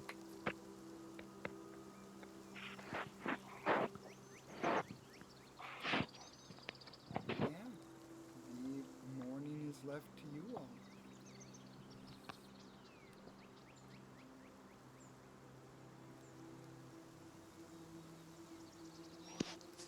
I'm just. Oh, fuck, I don't know. Should. Don't really have any plans other than waiting right now. Yeah. We could, like, talk. All we can do right now is either wait for wait for Jenny. Are we going to Radovan's hold after Jenny's visit? Yes, Okay. because that's also back over in New Pass where Janessa is. So I just wanted to get as much information as possible before just charging. Actually, that's a good note. Maybe we can take this time to put it down in a list of what are the things we need to do and what are we actually going to do. Things we are going to do at the moment while we wait? Or just in general. Both, really. I want to get something done.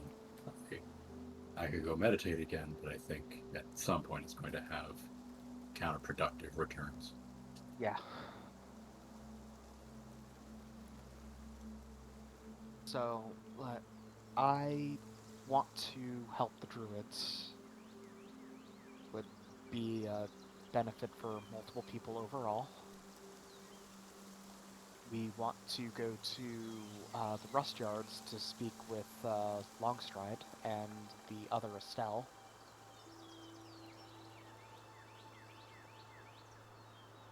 I want to find a Layla. I want to find my mom, and I want to snap my dad out of whatever's got him completely fucked up.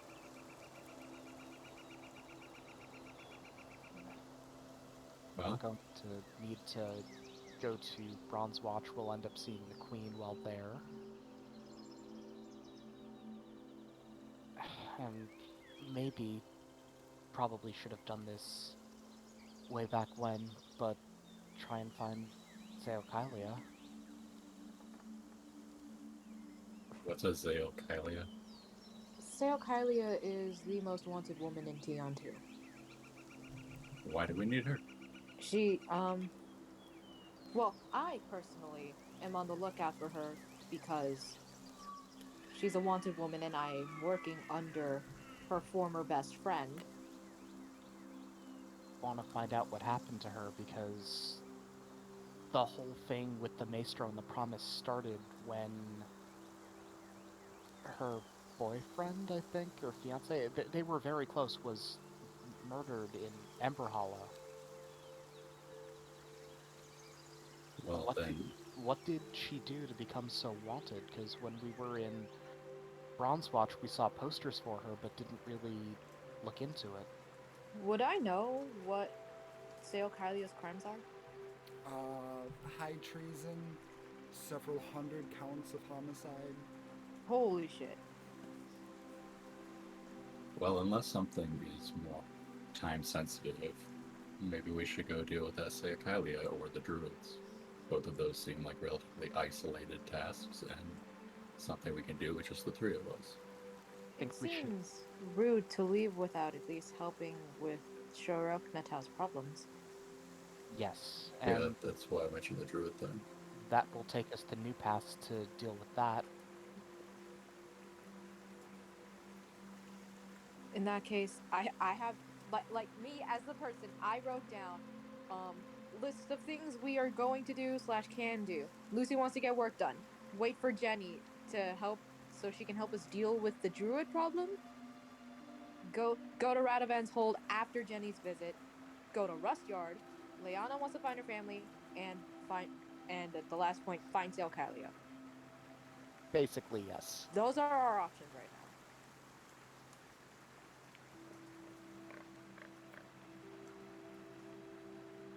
I need to talk to Bethel. If Jenny's already on her way, I'd rather we wait here for her. Yes. Because without Estelle to get there faster, it won't be conducive to actually doing anything. And the time it'll take for us to deal with the druids and such may be enough be enough time for Estelle and Paseth to come back. Yes. So we elect to continue waiting. Pretty much, yes.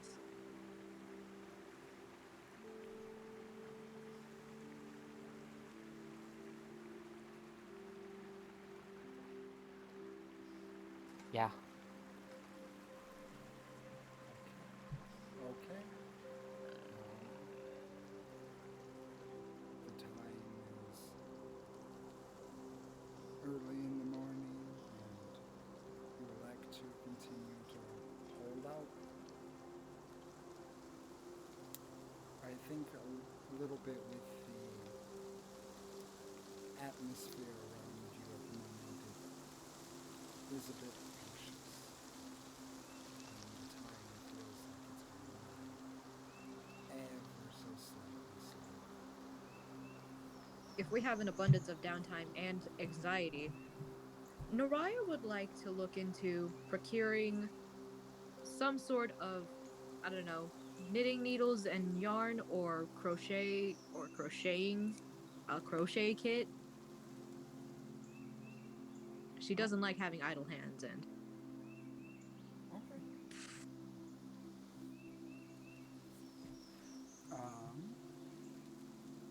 Yeah, if you wish to go out shopping for a weaver's kit,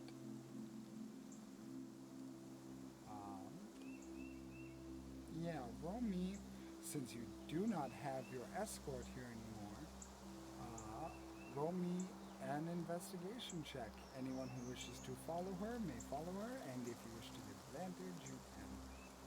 thank God. I have a skill check where I actually have expertise. Hell yeah, expertise. But please, someone come with me so I can get advantage. I don't trust myself no more. Given that I weave, I will follow.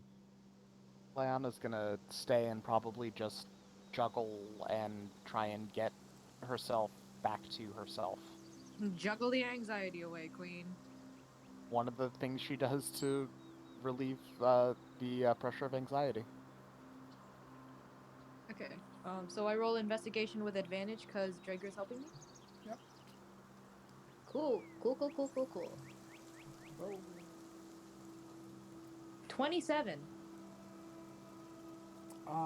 It's not hard to find.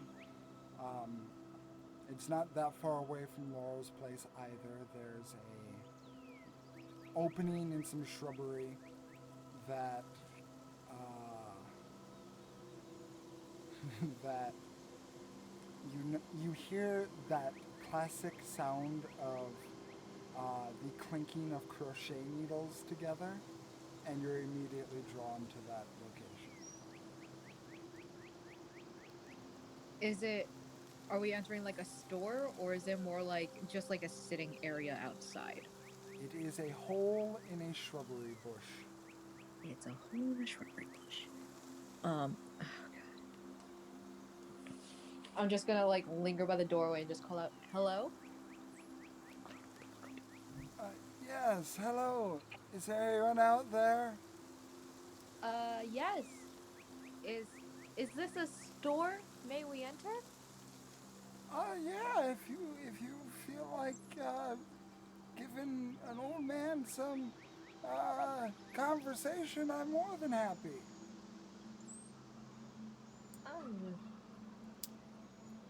Hold on a second. I'm just gonna like enter and say, uh, pardon our intrusion. I'm just looking to buy some yarn and knitting needles, maybe some crochet hooks. Oh, okay. And you see, there's a much older man. His lips are very chapped and almost sucked inward. His eyes are almost completely lidded. It looks like he's squinting. He appears to be human, but there's just a weird way about his walk. As he gets up, there's almost like a float to his step. He continues over and he like blows on this box that seems to just be covered in dust.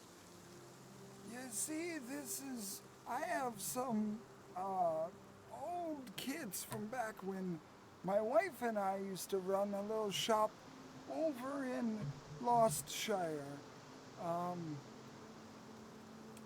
It's been so long since I've broken this out, and he opens it up.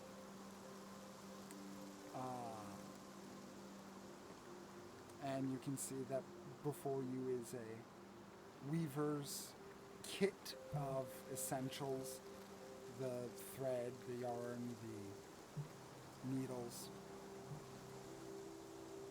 It's been so long since I've seen these. You see, this one was this was the needle that she first got when we met down there. She had some sort of job for one of the nobility, and she was so proud of the work that she accomplished. That's fascinating. This was hers? Yes. And you're okay with giving that away? Uh, I I feel uncomfortable taking something of such sentimentality. well, you see, um,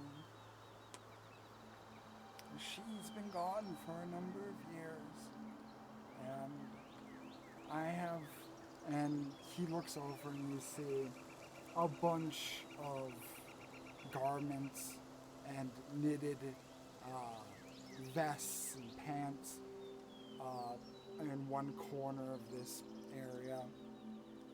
I have so many things to remember her by, and, well, she was always a busybody, one that wanted so much out of life and to get so much done. And I feel like hoarding these precious tools is a bit selfish of me. So if you can put better use to it, and you want to be someone,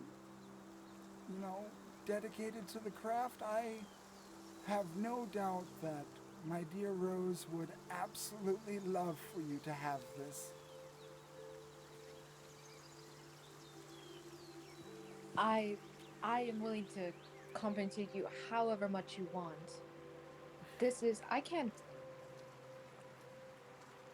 Dear, with all due respect, you're in a druid's grove. We don't really deal in money here. It's a community of people keeping each other strong. I would have no use for it. There must be something I can give you in exchange. He extends his frail hand out to you to gently place on your arm.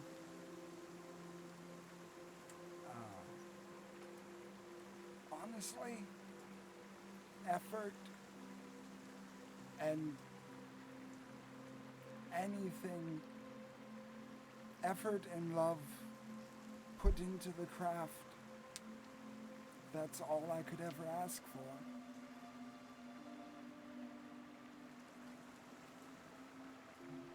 Thank you. Thank you.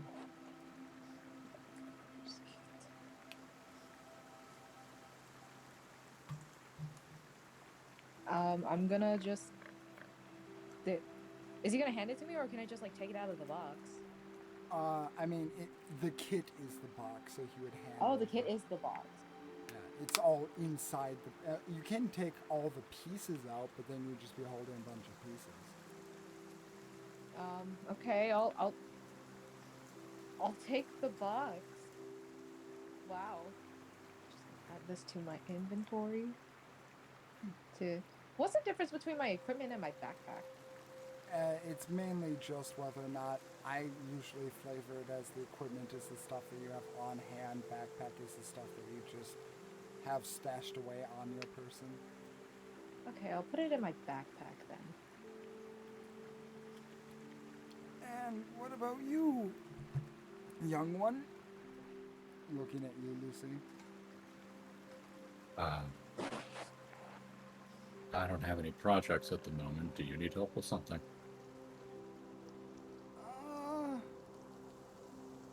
Not too terribly much. I mean, it's been quieter around here. A lot of the youngsters have gone, and it's been less people for me to ramble at during the day, so it's been lonely.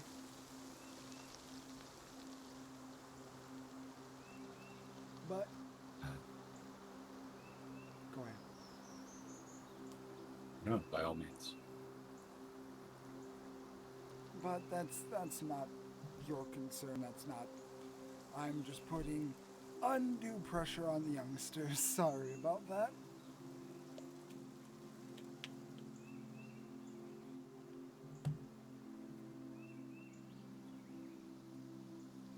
Oh, well, Narayaj, you have everything you need. And this has like yarn, knitting needles, any crochet hooks? Cause if not, I'd like to purchase some crochet hooks too. A weaver's kit has. Does it These have special tools include the items needed to pursue a craft or trade. Yeah, I mean, it would technically have it, but for what it has Okay. specifically, a weaver's kit has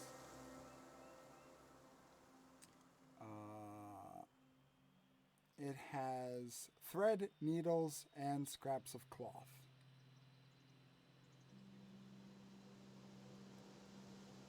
That's it.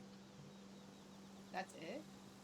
That is what the components say on Xanathar's guide. So do I have to go buy yarn and knitting needles somewhere else, or? No, you have the needles, you have Oh, the cloth. I have.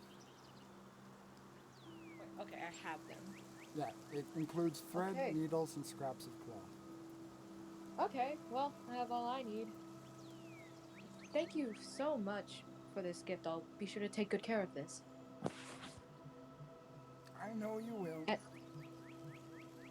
And you know what? The first thing I make with this, that I'm proud of, I'll give it to you. As thanks. Thank you. Please say yes to the gift. I can't. It's the least I could do, truly. I would be honored.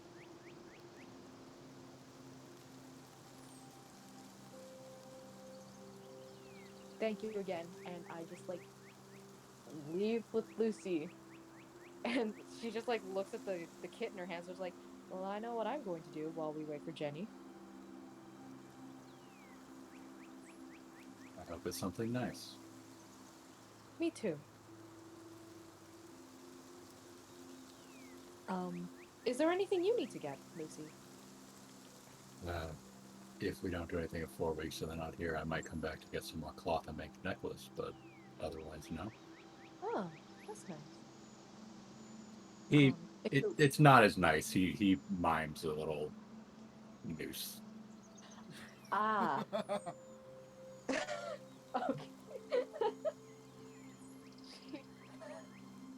Okay. I see. Well, if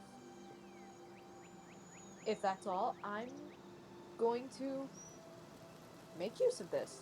And she's just gonna go back to that spot she went to yesterday to meditate and stuff, and just relearn how to knit and crochet because it's been quite a while since she had the resources to do that. Okay. So you guys make use of your downtime. Begin knitting. Begin trying not to hang yourself. And Okay, crimes will be committed before that threshold. so, I think it's fair to jump back to the Unseelie Court.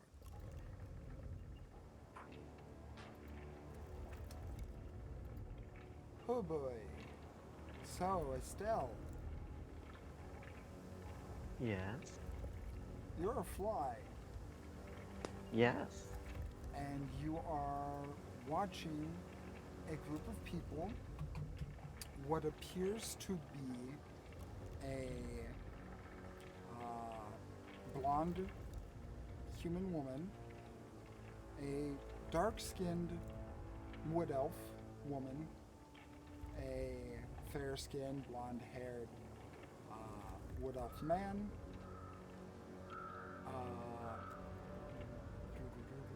Oh, a relatively tall-ish Genasi woman with black hair.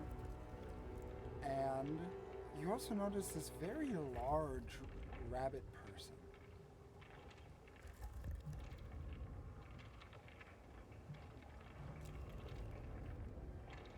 And they seem to be talking with Iggy on the outside of whatever building she's guarding. Estelle.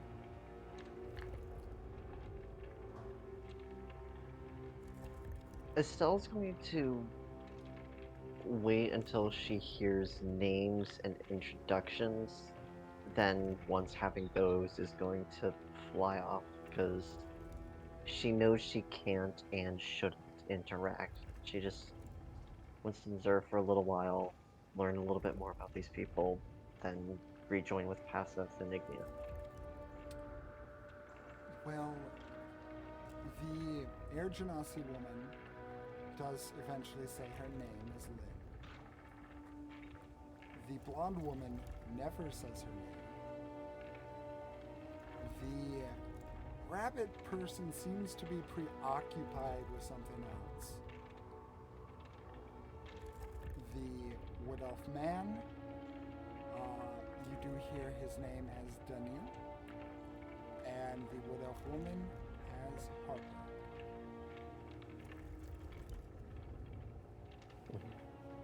Yeah, that. She so very much wants to do more, but she doesn't want to. She's going to fly on back to the others, and not as much, but still doesn't want to risk ruining things. So she's just going to, content with what she has, going to go back.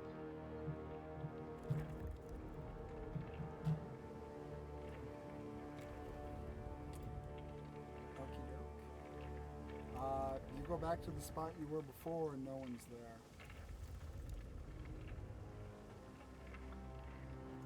Well, she... going to turn back into her humanoid shape. Well, she did say keep moving towards the horizon, so let's keep going that way. And gonna keep walking in the direction that she came in. Or keep no. You know what I mean. Are you walking over back into town, or? No. Going from town to here, continuing in that direction. Okay, what's in front of you is a giant fucking abyss of darkness. Right, it's the cliff.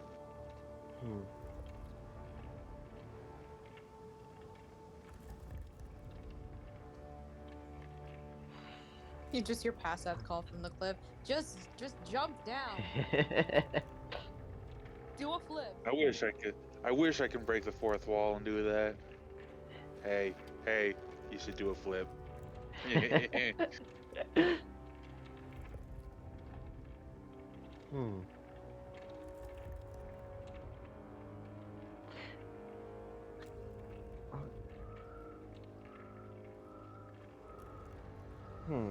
This is...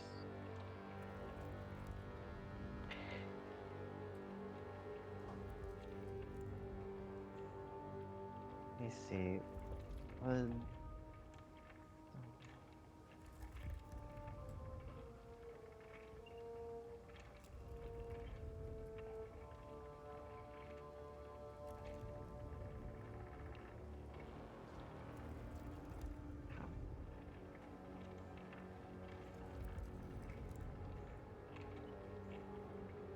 Oh, wait.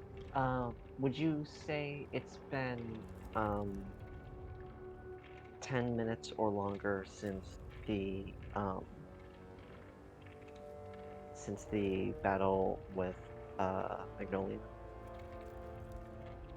Well, I mean, battle, air quotes. it can be if you want it to be. Well, I'm asking if it has been because um the starry form lasts for 10 minutes, I believe. And if it is less than 10 minutes, then the dragon has the flying speed, so gonna try to go down that cliff. Time doesn't exist in the Feywild, and you are an essence of it that can control it. So what do you deem fit? Well, for the sake of uh, this immediate localized area and for Estelle, nah, it's not been 10 minutes. Time has passed, quote unquote, but nah, not 10 minutes. The thing is still up. Uh, Going to shift it to Form of the Chalice, activate the flying speed, walk off the cliff, and then just head down. Okay. You mean dragon? Not Yeah, chalice. the dragon has the flying speed. I No, misspoke. we're Chalice is throwing what I your had pup last. off the cliff.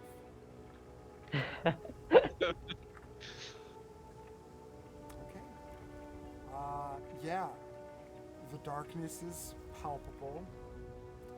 It stings a bit because your autumn form of an Eladrin is not quite the same.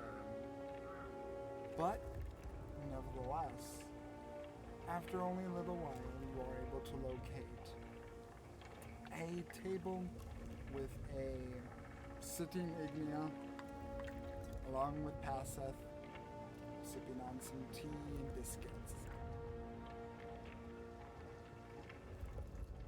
I did the polite thing and got out of my armor and sitting very nice and proper. Probably a very small teacup. Pinky out. Just holding a thimble. Yep.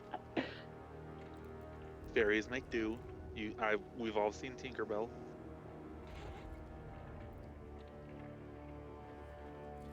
Okay.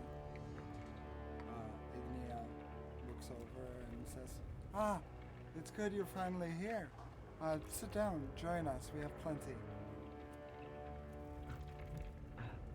Thank you.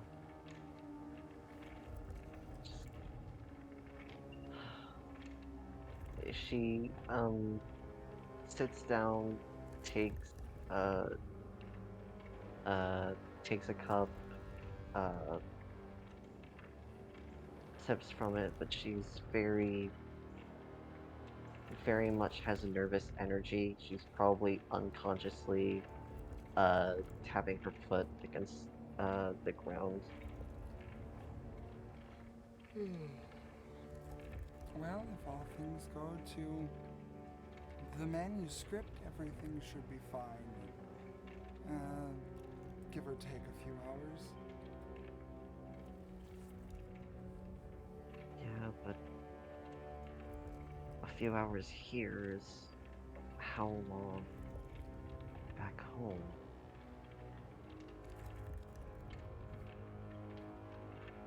That's kind of, yeah, kind of random.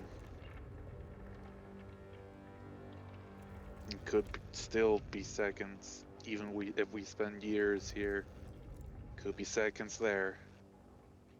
Could be a few seconds here. Could be years there.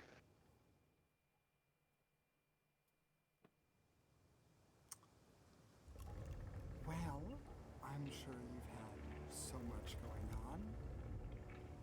But,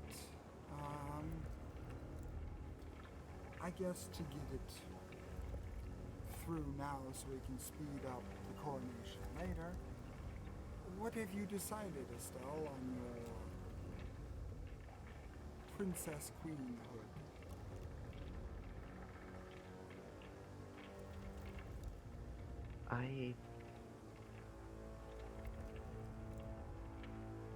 I never really had any intense calling in my life. sure, I wanted to figure out what was going on with the stars when I first noticed that being ignored for so long. Sure, I want to help out Shirokata and make sure things are going right there, but I never wanted to.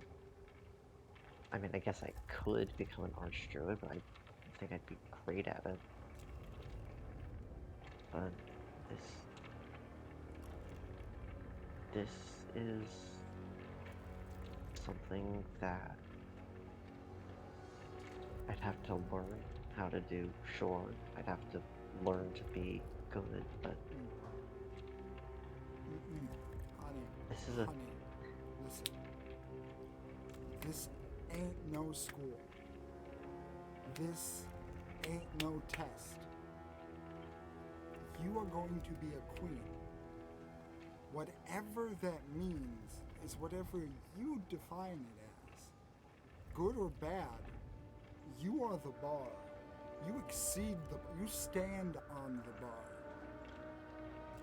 You can't fail. Because to fail is not a thing that happens. Because it's just you. Well, I understand that. I'm worried about failing and disappointing myself more than anyone else. But this is something I accidentally thrust myself into. And I'm going to deal with the consequences of that. I'm going to face them and accept them. So, yeah, I will become another unseelie queen.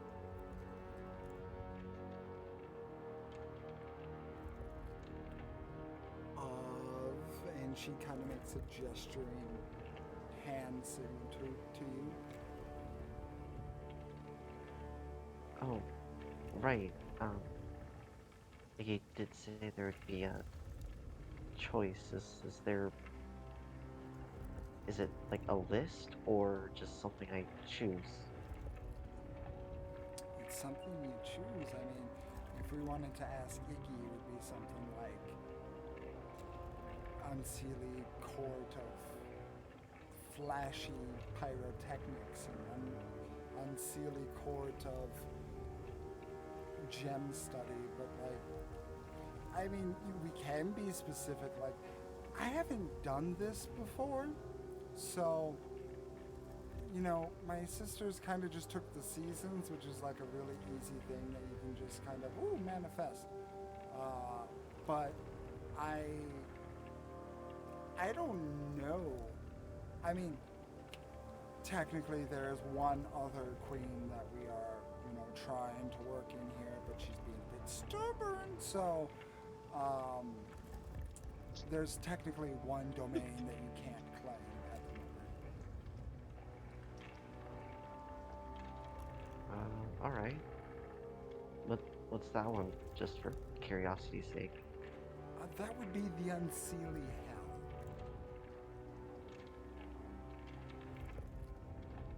See, sounds terrifying. Estelle audibly blinks. Yeah. Would you trust a fucking fairy in a hell? That would be the worst combination. Yeah, I mean, to some people, the Unseelie Court already is a hell, so just for a hell to have a hell, that's astounding, honestly.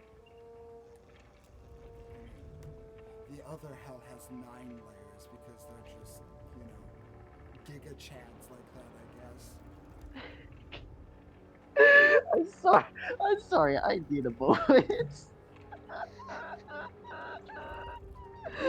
Oh, okay. That is not a phrase I expected. Yeah, they really like to one up another. Oh, okay.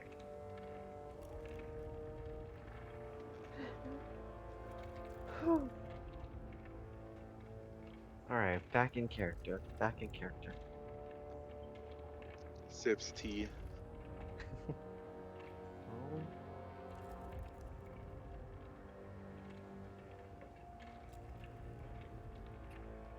I guess.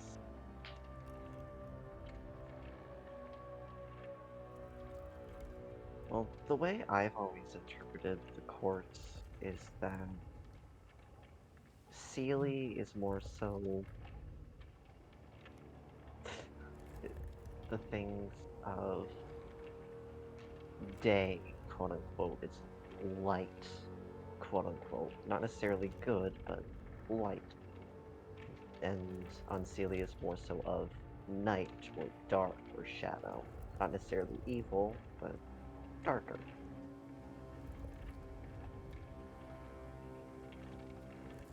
And to go along with that, I actually had this one wild idea of like, I'll be a queen of my own third court, but that's just impossible, I assume. But I'll definitely go with a similar idea that I had then.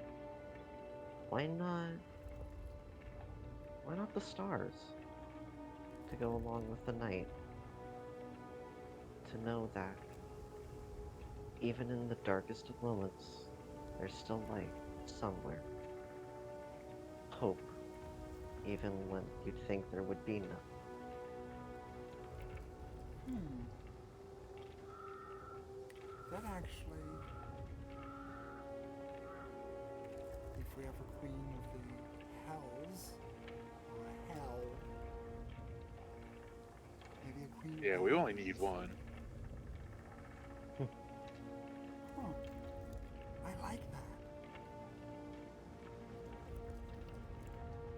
It is really good. Hmm. I've been putting a lot of thought into it. Well, you have my blessing when the time comes. I can just only hope that it does. It should. I mean, technically, for me and Passup, it already happened because Naraya helped them win. She said herself that they did, so as long as everything plays out as it did, then it should work. But it didn't, because you're here. Even if you didn't interact directly, you're still an element that wasn't here to begin with. That makes this a mystery. And I can only hope that it goes by well. Okay. Oh no, I don't like waiting. Is there anything, absolutely anything, that can be done to help or increase their chances at all? I mean, if you don't like waiting, you can always reset it yourself if you wish.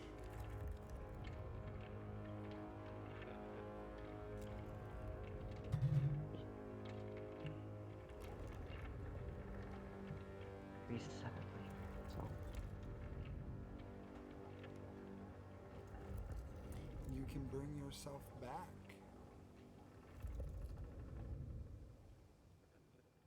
But there are consequences for every action.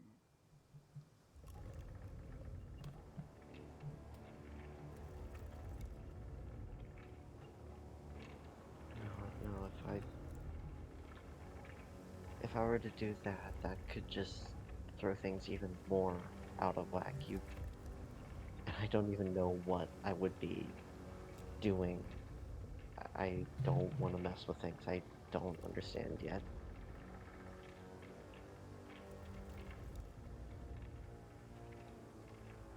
What if I just make things worse again? No, can't think like that. Can't think like that and just metaphorically kicking herself for getting into that mindset of focusing on negative. Again, she's got to focus on the positive, focus on silver linings. Okay. Well, while you wait there, sitting in the darkness, there's a beat, and then another. Waiting. Like every second is just another punch to the chest that you feel from inside. Tense. Hey, Run Mill? Yes. Oh! Yeah. What's up? How could things go the way they did? You found yourself before that of the false prince, this Luan character, and you and your fatal fables took him on. There was nothing that could save him from your wrath. Nothing that would get in your way. And even after you claimed the crown, and even after you were reunited with Gracie, something just doesn't sit right. You have the love of your life, a future, an area untainted by the sickness that was the material plane, but now there's a disturbance, an intruder, something that just irks at the back of your mind. It's been there, oddly though, since the battle. Like, and you find yourself staring before the abyss, hoping and praying it stares back into you, just so you can have something to take out your frustration on. And that's when you see 3 figures towards the bottom. What do you do, Unknown?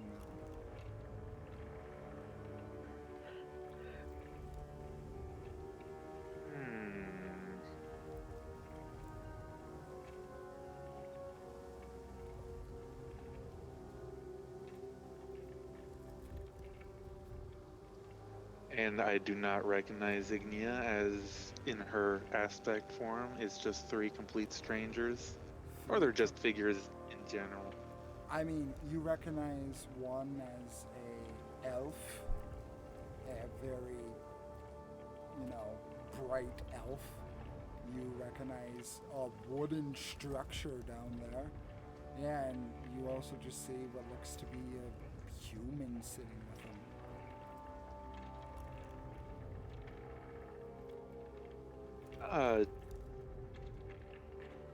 Just in case if I don't survive the fall, I'm going to cast False Life on myself and jump down.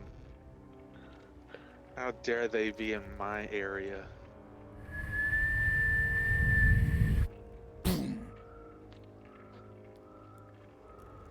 Estelle and Passeth, you see that this figure, about 7 feet tall, heavy, lands next to you. A crown across their head, glowing a sickly green glow as they look at you.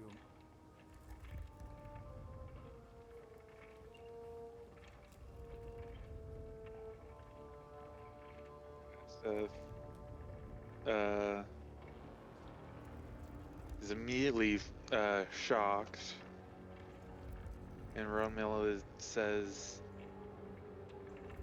"I was promised this area was mine."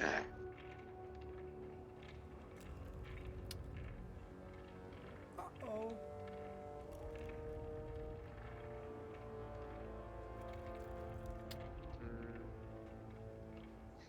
Yeah, we should probably go now. Hey. So we'll set down the drink she has. Says to Uh, uh I assume Estelle does recognize this figure as one of the people from earlier.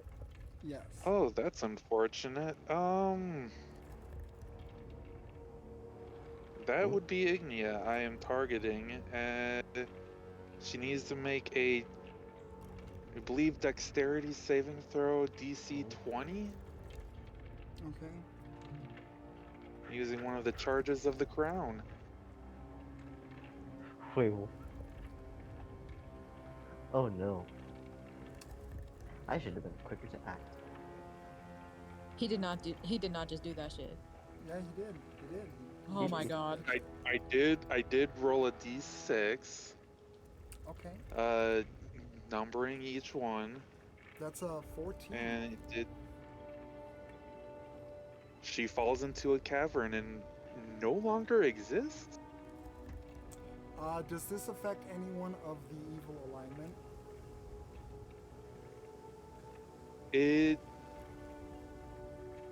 No, wait, it has to be a good alignment. That's right. Let Then me it look does at the not affect description. it. Okay, good.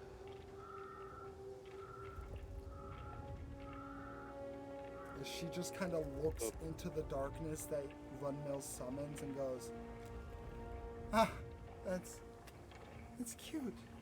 It's cute. Yeah. If the target is a gun alignment, a flaming fissure opens up underneath it.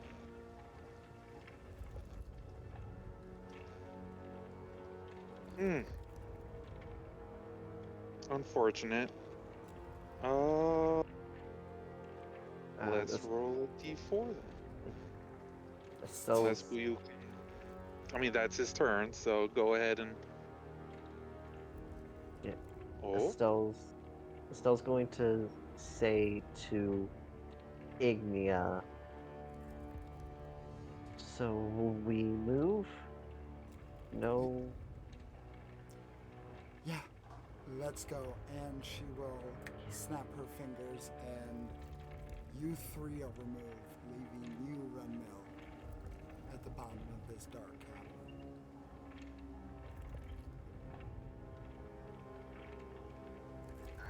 How dare you!